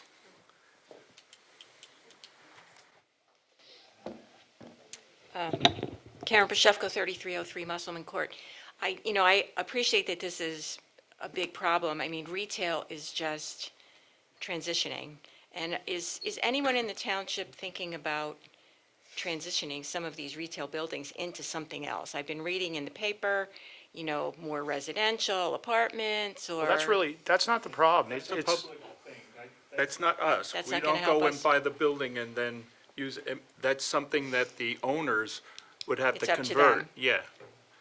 And it's not that these businesses are failing, like the mall. It's that they appealed their assessment.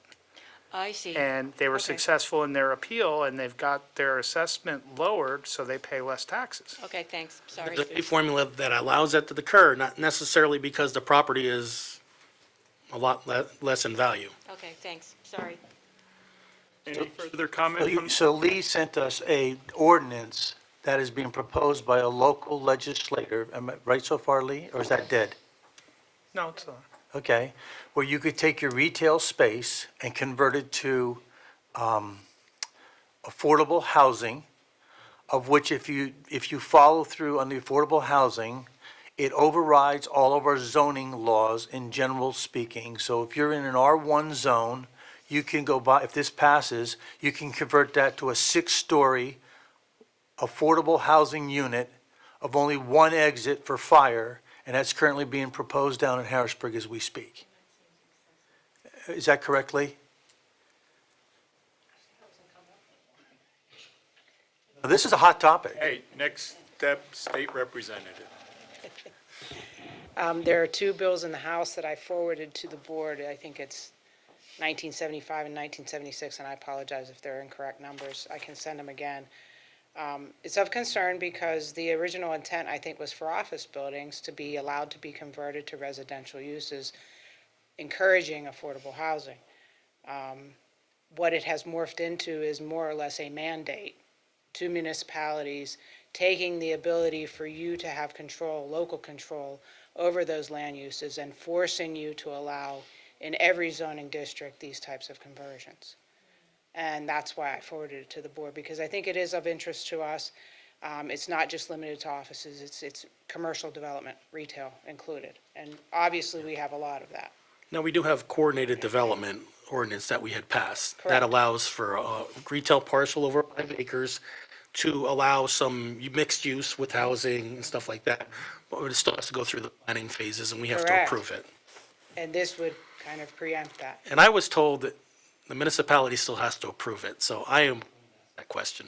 Yeah, and it's good that you're keeping tabs on it, because legislators listen to legislators. That's why I forward it to you. Thank you, Lee. Any further questions from the public? Mr. Secretary, please poll the board. Commissioner Scarfaro, Commissioner Tia is a yes. Commissioner Snyder, Yes. Commissioner Pelagian, Yes. Commissioner Warren, Aye. Commissioner Fox, Yes. and President Sloniker. Aye. That's 7-0. And from now on, we're going to read the resolution number, and then we're going to get down to the tax parcel ID number, because everything is exactly what we just discussed here. So resolution number 3307 for Lehigh County Tax Parcel ID number 549-890-446-337-1. Do I hear a motion? I make a motion to accept it. Approve it. Do I have a second? I'll second. Any comments from the board? Any comments from the public? Mr. Secretary, please poll the board. Commissioner Snyder, Yes. Commissioner Scarfaro, Yes. Commissioner Pelagian, Yes. Commissioner Warren, Aye. Commissioner Tia is a yes. Commissioner Fox, and President Sloniker. Yes. Passes 7-0. Resolution 3308, Lehigh County Tax Parcel ID number 549-870-096-195-1. Do I hear a motion? I'll make that motion, Warren. Do I have a Second it. Okay. Any comments from the board? Any comments from the public?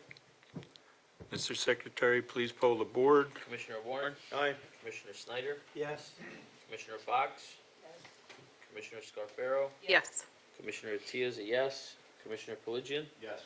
and President Sloniker. Aye. Okay, motion passes 7-0. Resolution number 3309, Lehigh County Tax Parcel ID number 549-880-461-887-1. Do I hear a motion? All motions, Scarfaro? Do I have a second? I'll second it, Pelagian. Any comments from the board? Any comments from the public? Mr. Secretary, please poll the board. Commissioner Scarfaro, Yes. Commissioner Pelagian, Yes. Commissioner Snyder, Yes. Commissioner Warren, Commissioner Tia is a yes. Commissioner Fox, Yes. and President Sloniker. Aye. Motion passes 7-0. Resolution 3310, Lehigh County Tax Parcel ID number 549-880-461-887-4. Do I have a motion? I'll make that motion, Pelagian. Do I have a second? I'll second it. Snyder. Any comments from the board? Any comments from the public? Mr. Secretary, please poll the board. Commissioner Pelagian, Yes. Commissioner Snyder, Yes. Commissioner Warren, Aye. Commissioner Tia is a yes. Commissioner Scarfaro, Commissioner Fox, Yes. President Sloniker. Aye. Motion passes 7-0. Resolution number 3311, the tax maps of Lehigh County is tax parcel ID number 549-891-278-471-1. Do I have a motion? I'll move. I'll second. Okay. Have any comments from the board? Any comments from the public? Mr. Secretary, please poll the board. Commissioner Tia is a yes. Commissioner Scarfaro, Commissioner Pelagian, Yes. Commissioner Snyder, Yes. Commissioner Fox, Yes. Commissioner Warren, Aye. President Sloniker. Aye.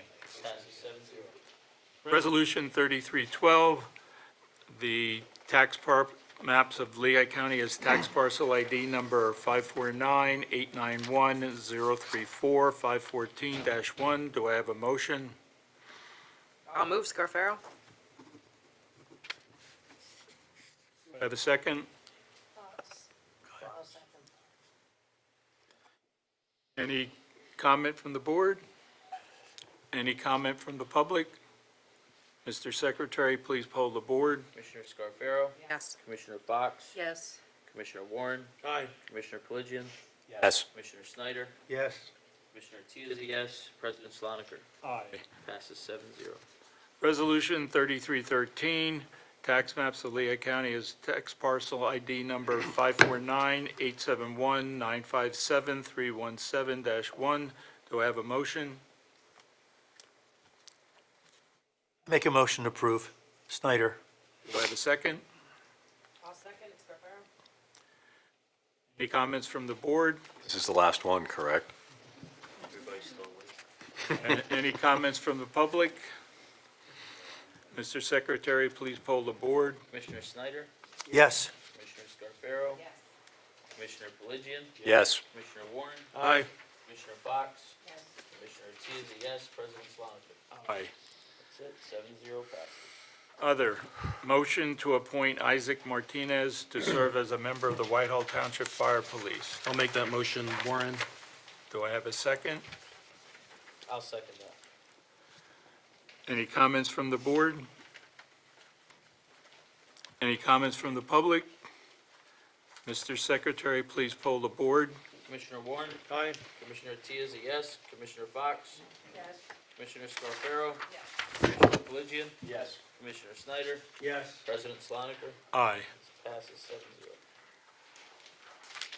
Motion to approve the addendum to cash management master agreement with TD Bank. Do I have a motion?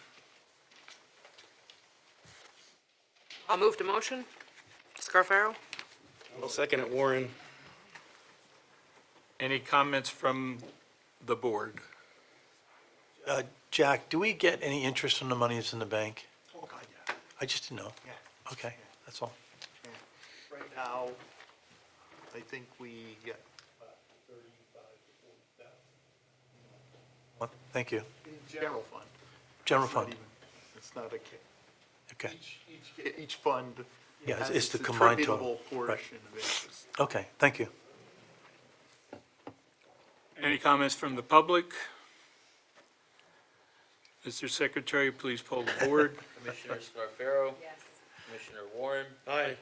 Commissioner Fox, Yes. Commissioner Tia is a yes, Commissioner Pelagian, Yes. Commissioner Snyder, Yes. President Sloniker. Passes 7-0. Motion to approve the appointment of Casey Zelina to the Whitehall Township Planning Committee, term expiring. This is the part I didn't know, so you have to,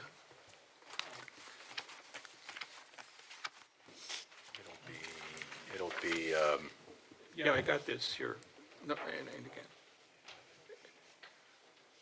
She'll have it, she'll have it. What is? Term expiring 2028, but we'll have others, Larissa, so, yeah. Do I have a motion? I'll make that motion.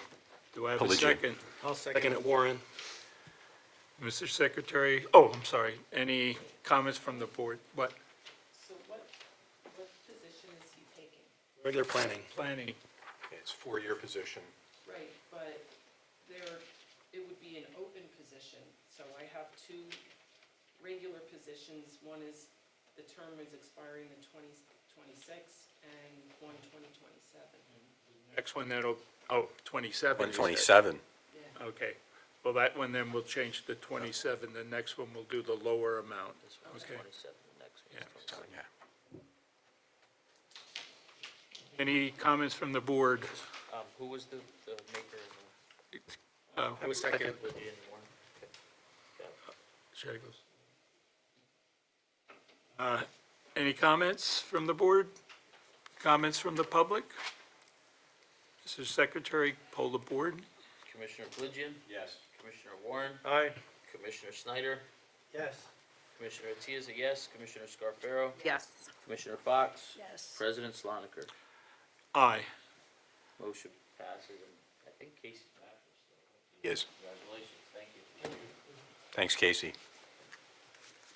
Motion to approve the appointment of Vincent Mizuraka, I'm sorry, I'm bad with names, to the Whitehall Township Planning Committee, term expiring 2026. 6. Do I have a motion? I'll make that motion. Do I have a second? I'll second it. Any comments from the board? Any comments from the public? Mr. Secretary, please poll the board. Commissioner Piligian, Yes. Commissioner Snyder, Yes. Commissioner Tias, a yes, Commissioner Fox, Yes. Commissioner Scarfaro, Yes. Commissioner Warren, Aye. and President Sloniker. Aye. Passes 7-0. Motion to approve the appointment of Lori Ann Fainal to the Whitehall Township Traffic Impact Committee, term expiring. That one, I don't know.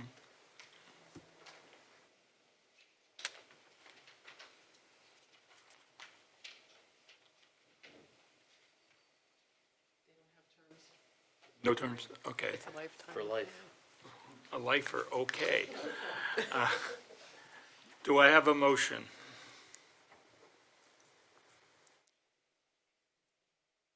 I have a motion. Do I have a motion? None heard. We'll go on to the next motion. Motion to approve the appointment of Michael Frana to the, I'm sorry again, to the Whitehall Township Recreation Board, term expiring.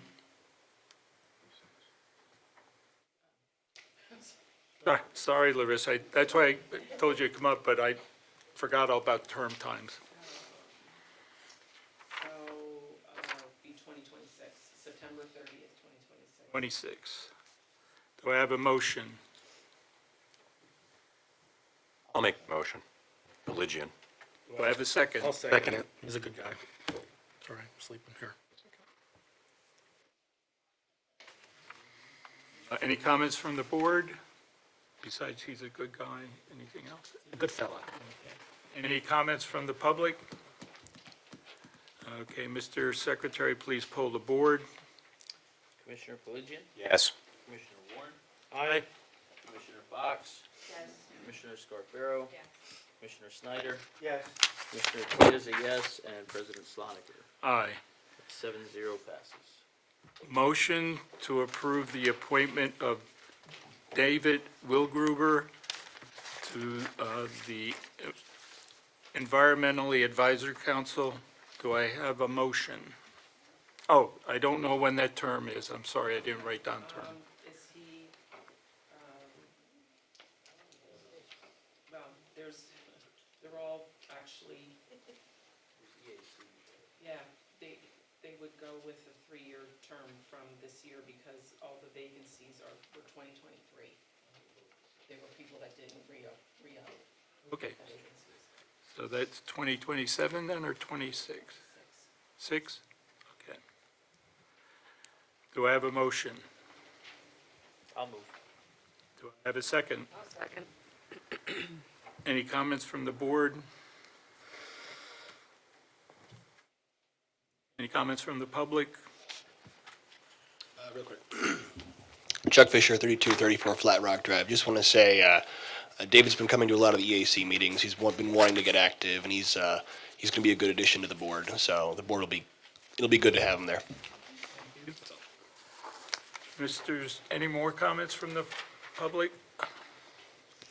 Mr. Secretary, please poll the board. Commissioner Tias, a yes, Commissioner Scarfaro. Yes. Commissioner Fox, Yes. Commissioner Warren, Aye. Commissioner Snyder, Yes. Commissioner Piligian. Yes. President Sloniker. Aye. 7-0 passes. Motion to approve the appointment of Fadi Saloom to the Environmental Advisory Council, term ending in 2026. Do I have a motion? I'll make that motion, Warren. Do I have a second? I'll second. Any comments from the board? Any comments from the public? Mr. Secretary, please poll the board. Commissioner Warren, Aye. Commissioner Tias, a yes, Commissioner Scarfaro, Yes. Commissioner Fox, Yes. Commissioner Snyder, Yes. Commissioner Piligian, Yes. and President Sloniker. Aye. Motion passes 7-0. A motion to approve the appointment of Charles Fisher to the I'll just say WTICTA, because I don't know all of the letters, what they stand for. That one there, when would that, That's a 5-year term, and that you're filling a vacancy that somebody didn't re-up. So, maybe 28. do I have a motion for, term expiring 2028? Do I have a motion? I'll make that motion. Warren? Do I have a second? I'll second.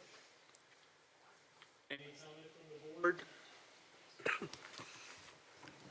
Any comments from the public? None being heard. Mr. Secretary, please poll the board. Commissioner Warren? Aye. Commissioner Scarpero? Commissioner Fox? Yes. Commissioner Tiazi, yes. Commissioner Pelagian? Yes. Commissioner Snyder? Yes. President Sloniger? Aye. Motion passes 7-0. Discussion item, current and future grants. Yeah, you all got a list that was applied out. Did you get the list of all the grants? We get them every month. Okay, well, Jack put a spreadsheet, am I right? A spreadsheet together. There's 29 grants. The mayor said he's working on trying to figure out what's heads or tails on these things at this particular point. So I'm just going to defer until he gets it all figured out and knows exactly what's going on. But there's 29 grants. Some require matching funds, some don't require matching funds. And I think when he gets a handle on it, he can explain to us exactly how we're going to deal with that with our budgets and stuff like that. That's all that is at this point. And a procedure, I guess, is being put in place. Yeah, Chad Helmer drafted it's still in draft form, but we're gonna have an application process that's gonna be vetted by the administration. And then it'll give Chad some guidance on where he's going, because we had some that were proposed or just came out of nowhere that the administration was totally unaware of, so, surprise. So this way, we have some type of format, and we know exactly what's happening, who's making requests, how the request can be handled. And Chad needs, he needs guidance on exactly, he's fielding phone calls from organizations that, he's unaware, and they're asking him to go out and seek grants or help with the process, and he needs guidance, because we just can't willy-nilly have people calling him randomly and, making requests, so we're gonna get a handle on that. First Avenue, West Caddy's Kitchen's not on this list. No, that's separate. That's a separate, because of like we just explained. Right. Okay. That's all I have on the grants for right now. I just add that, the grants, a county grant can use to match a state grant. So things like that have gone into play. The other thing I'll make a comment on is, a lot of these grants, you're not gonna get the full amount the first time. So it's all, it's a multi-year process. So that's something we should also keep in the back of our mind. And with that as well, you have to realize some of these are duplicate grants. We're trying to leverage which is gonna be the best before we make a decision. So like the bridges on the rail trail are a classic example where we have multiple grant applications in to try and, obviously if we can get the one with no match, that would be ideal, but, we have to wait and see. So they all expire at some time, and when he gets his thing together, I'll go into detail. But, Sure. there's other things that are going on, and just try to figure out what's going on. Same thing with, like up in Cementon, where they're gonna do some blacktopping and they're not doing the rest of it, and how we're gonna figure it all out, and that'll leave for another day. But I didn't know what grants applied or did not apply, and it's a big learning curve on grants. Sure. Big learning curve. Okay, thank you. Other commissioners? Nope. Okay, number 2, commercial certificate of occupancy and revision of current sidewalk legislation. So, I've asked Lee to send me the copy of the ordinance as it applies to commercial COs. And I got a copy of it, and as I said in the workshop, I read it. I think it needs some improvements and some changes that has to be done. I spoke to Jack, our solicitor. He offered to meet with both Lee and myself to try to hammer out some of those details. What I would like to do is start there, get that learning curve squared away, and then come back and decide whether it can be changed here or legal legislative. I honestly believe that one's going to legal legislative because it's going to be more complicated than what it is. And if you look at it, The simplest part is, if you have a parking lot that's shot and has no lines on it, you gotta almost vacate the property almost 70% before you can require that. And that's one of the areas that I would wanna look at and say, is there something that can be done up front? So that's that side of the table. Regarding the sidewalk issue, I went down to Kemen Avenue and looked at Kemen Avenue this afternoon to double-check that sidewalk arrangement. And the fact that we only have, I'm going to mix it up, I know I am, a deferment and not a waiver, is that correct? Correct. Okay, we have a deferment. I talked to a fellow commissioner, he mentioned there's a way to do something a little bit different that I would be open-minded to, and I would like to see that that thing gets put on the legal legislative to deal with that, because if you're doing a deferment, okay, you're letting the property owner hang, and if you do a waiver, there's methods that Rob may want to explain to do it a different way, but I just think you leave these people hang in this scenario.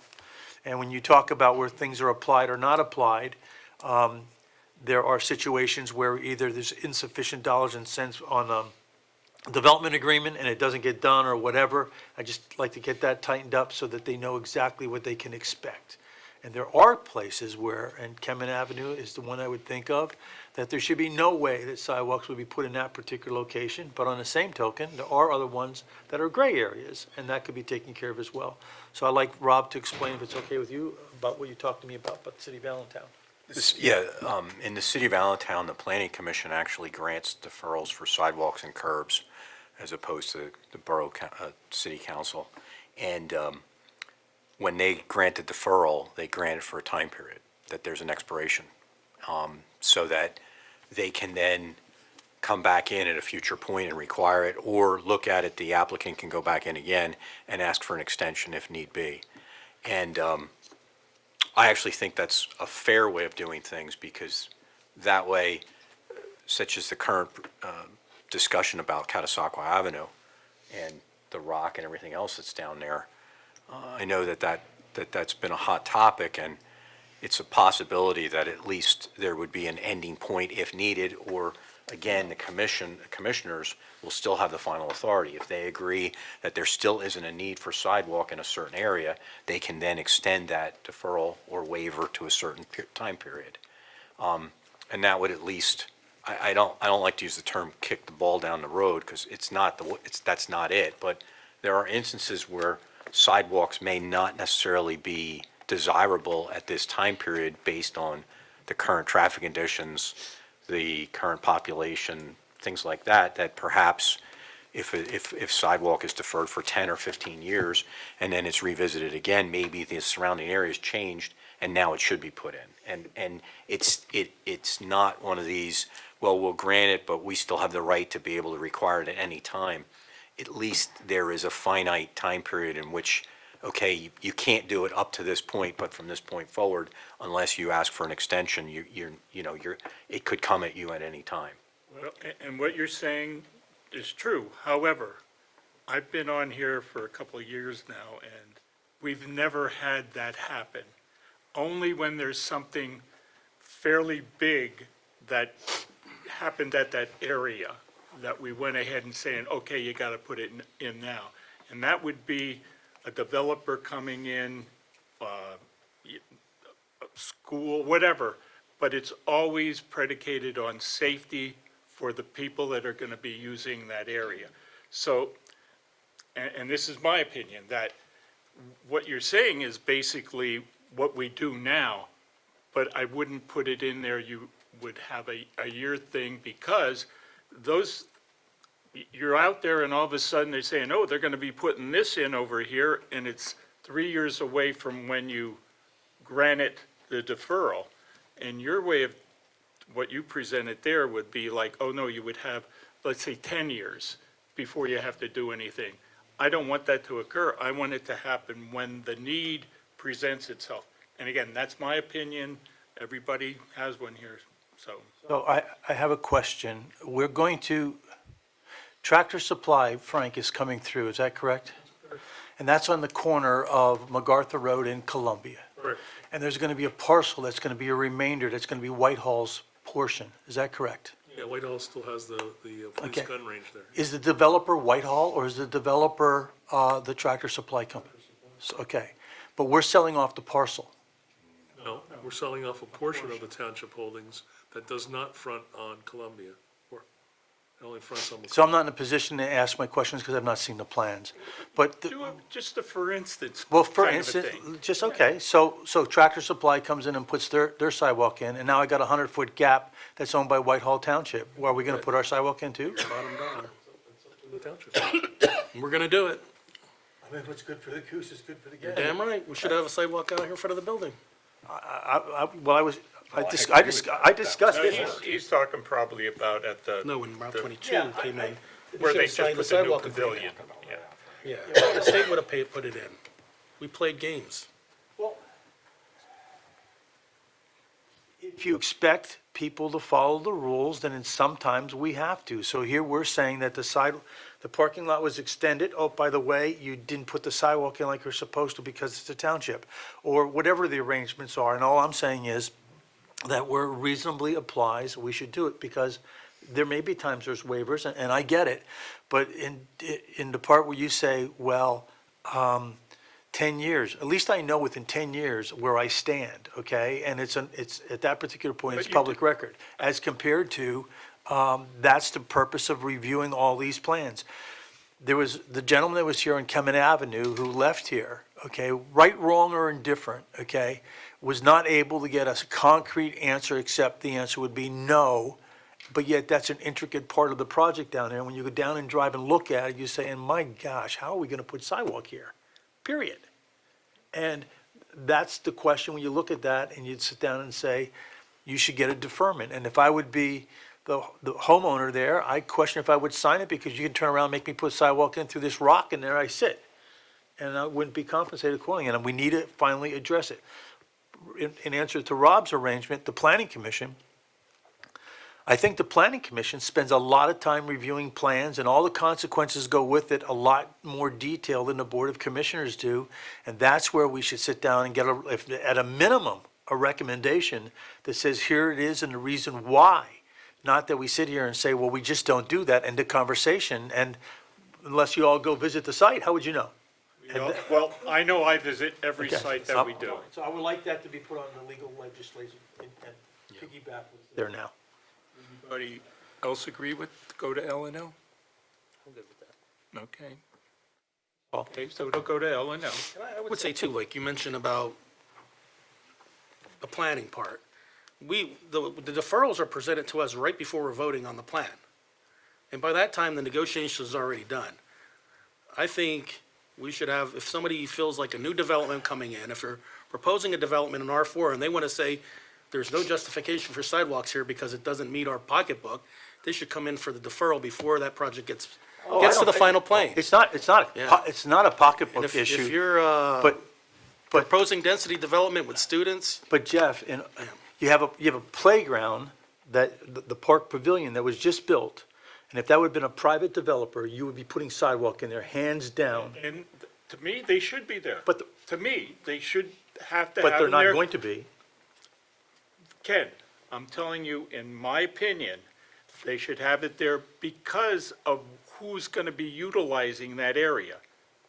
It's simple as that. That's how I see it. So It's a safety issue.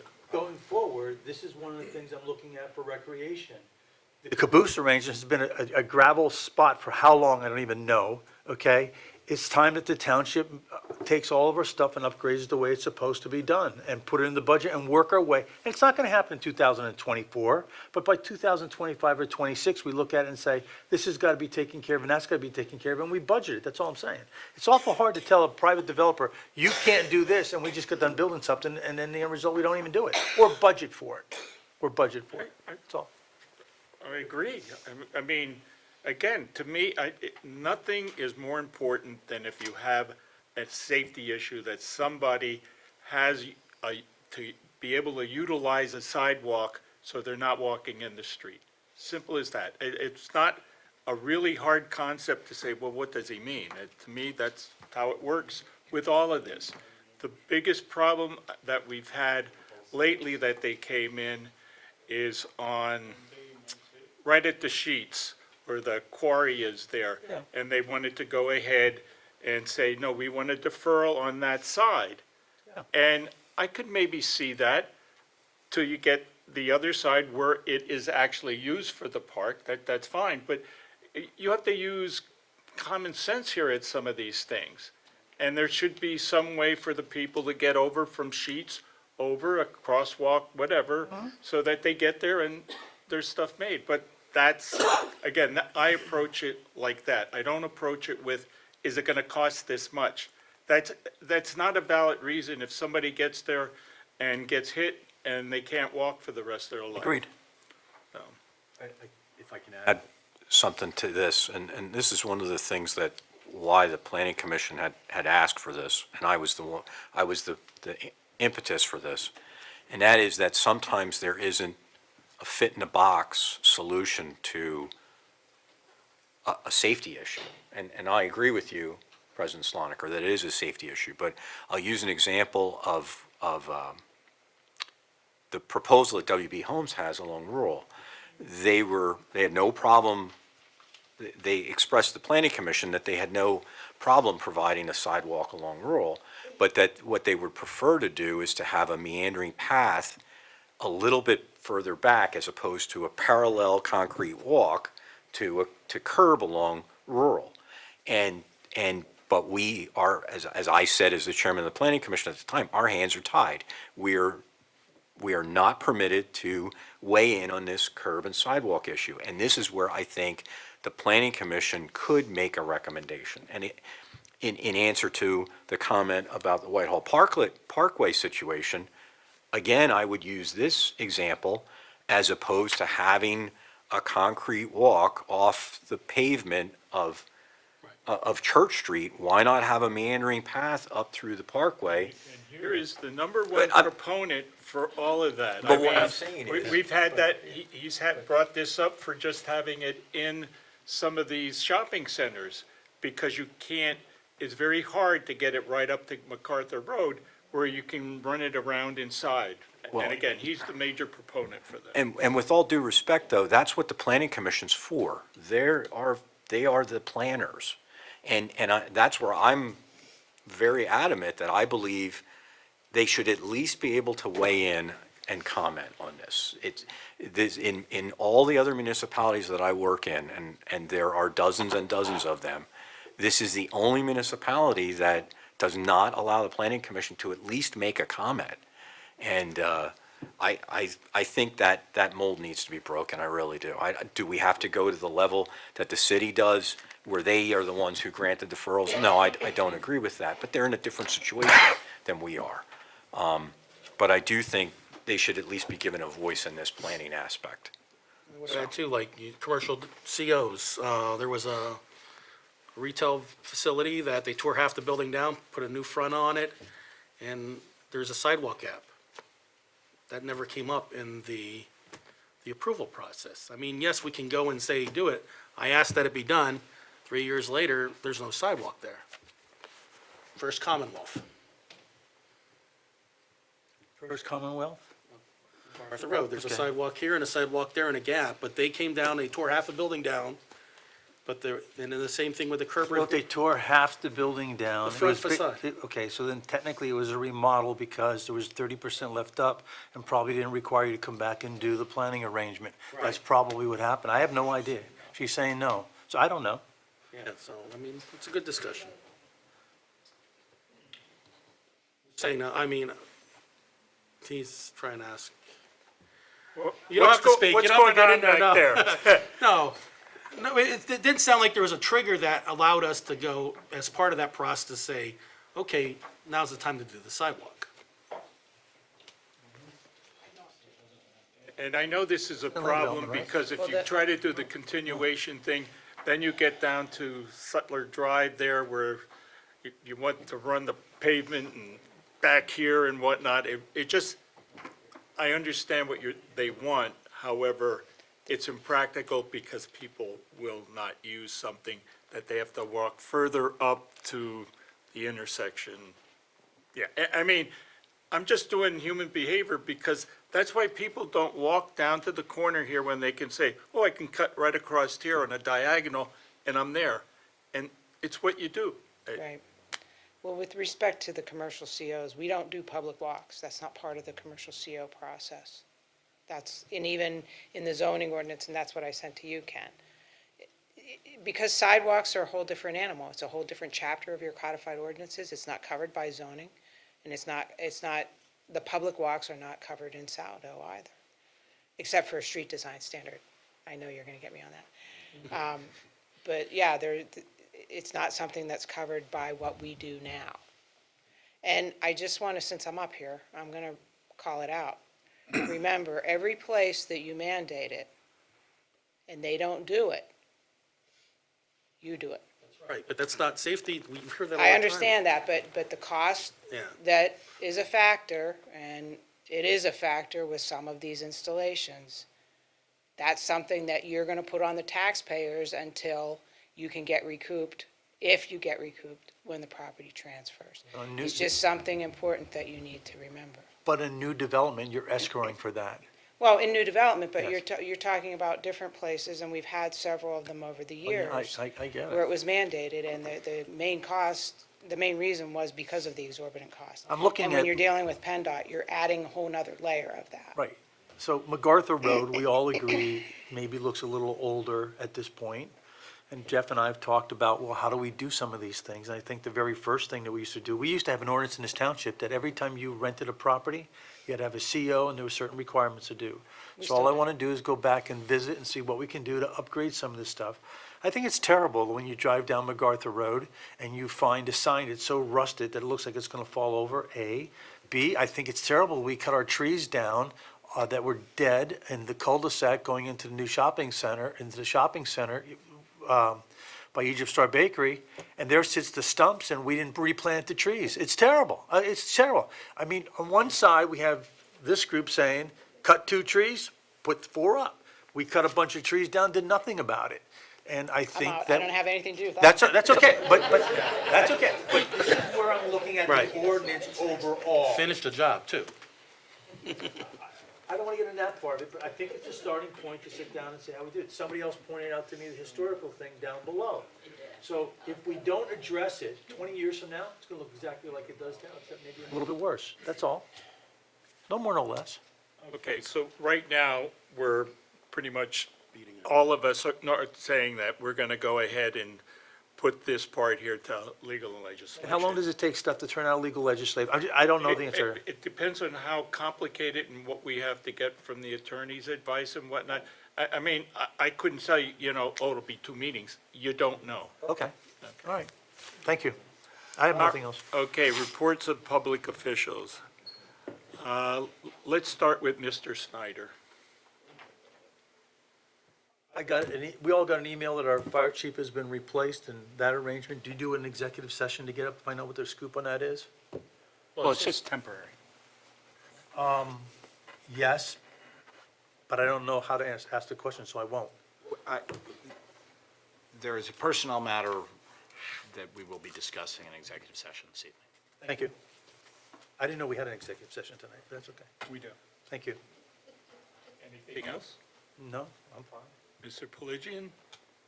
I'd like to thank you for appointing me last month. This is the first time I've actually been able to sit through a regular meeting.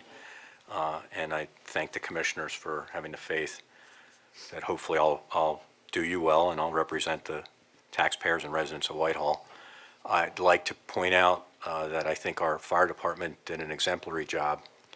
And I'm sure that the mayor's going to discuss this later, but I live in that area and I know that it was well taken care of even afterwards. So hats off to the fire department on that. And that's all I have. Mr. Warren? I want to reiterate the same thing. I've heard good things about that response. It was construction of those buildings, there's no fire breaks, things move fast. So fortunately, there wasn't any more places lost. I did discuss with Lee, I think I talked with Jack, and I think, I have mixed feelings. We require permits for changing light fixtures. If you're in your house, you want a new fixture in your bathroom, technically speaking, you should require a permit.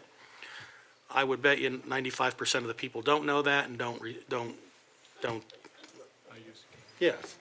Hot water heaters, when your hot water heater goes, you want to get that thing replaced. A plumber, I would love to know how many permits we got for hot water heater replacements last year. get them. We do get them? Oh, yeah. For new construction or replacement? No replacements. All right.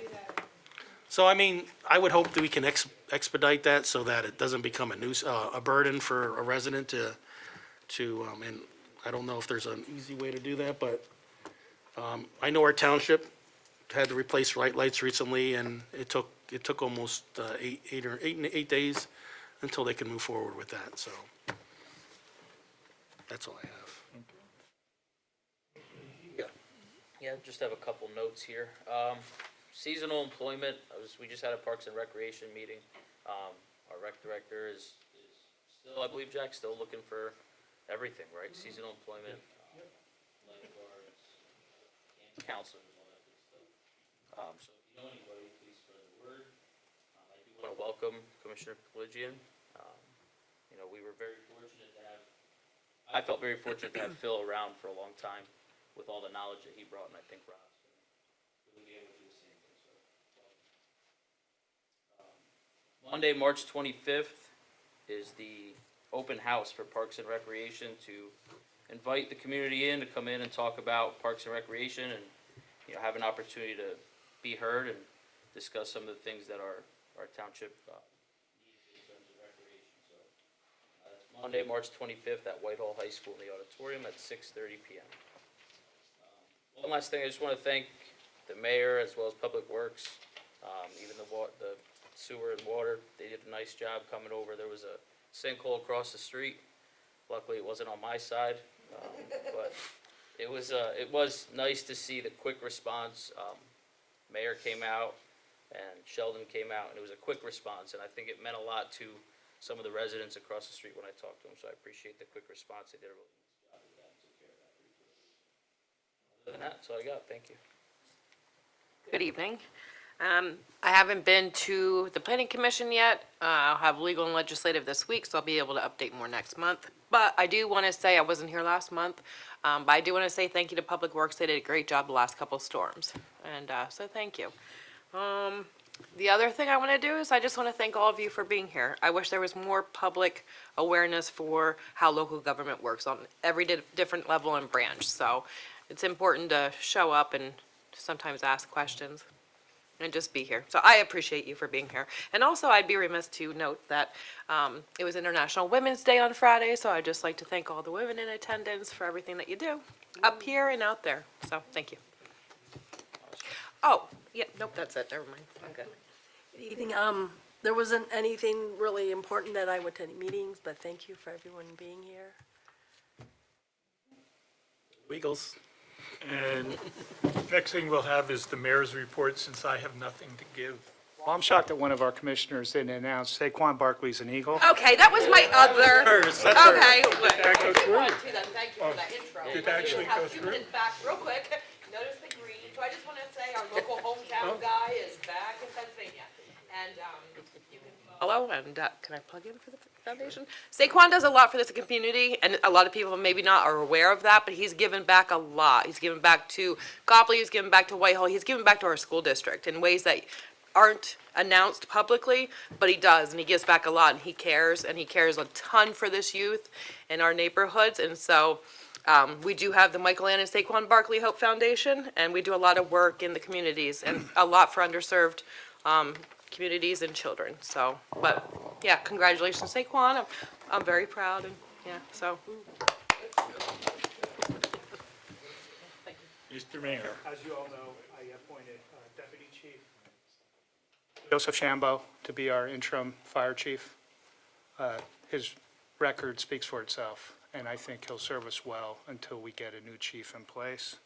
And I would like to thank Assistant Chief Builder, our Chief Fire Inspector, and Mr. Stetler, who's sitting in the back, who drove the first pumper to scene and beat the Whitehall Police Department to the scene, according to him. But thank you, gentlemen. Mark, you did a phenomenal job. Command and control. A lot was put on Mark's lap. I just want to say that he stepped up. He's a true leader, and he served us well. Thank you, Mark. Thank you. Same thing for you. That's really all I have. Oh, we got somebody here sitting out in the good news department. I spoke with the contractor on Friday afternoon in regard to the 72-inch pipe that collapsed. That draws water from the mall. We'll be getting started on that within probably the end of the month. So it's about 80 feet long, about 72-inch diameter pipe, and that's going to be getting repaired. Right, question for you. Do I have to crawl in it again like I did the last time? If you want to. Yeah, I don't really want to, thank you. It'll be open now, so, but that's several years in the process, and the materials are arrived now, so we get that underway. Yes, I remember looking at the hole underneath with those cameras. It was exciting. Scary stuff. Yeah. And Ms. Treasurer, do you have anything for us? Oh, I just sent you all the report. If anybody has any questions about the report, this is nothing, but next month there will be a lot on here because we started tax season. March 1st, we're doing about 200 receipts a day, and it's only the 11th. So you'll see a lot more next month. And we're going to go into an executive session for personnel and legal. Thank you very much for coming. Need a motion to adjourn? So moved. Plan on coming to adjourn, okay. No, I was coming back anyway. Motion to adjourn? Motion to adjourn, So moved. okay. Okay, it's approved. That was, motion was Pelagian and Alberta second. You never, they have these different things of when you do it, then this and that.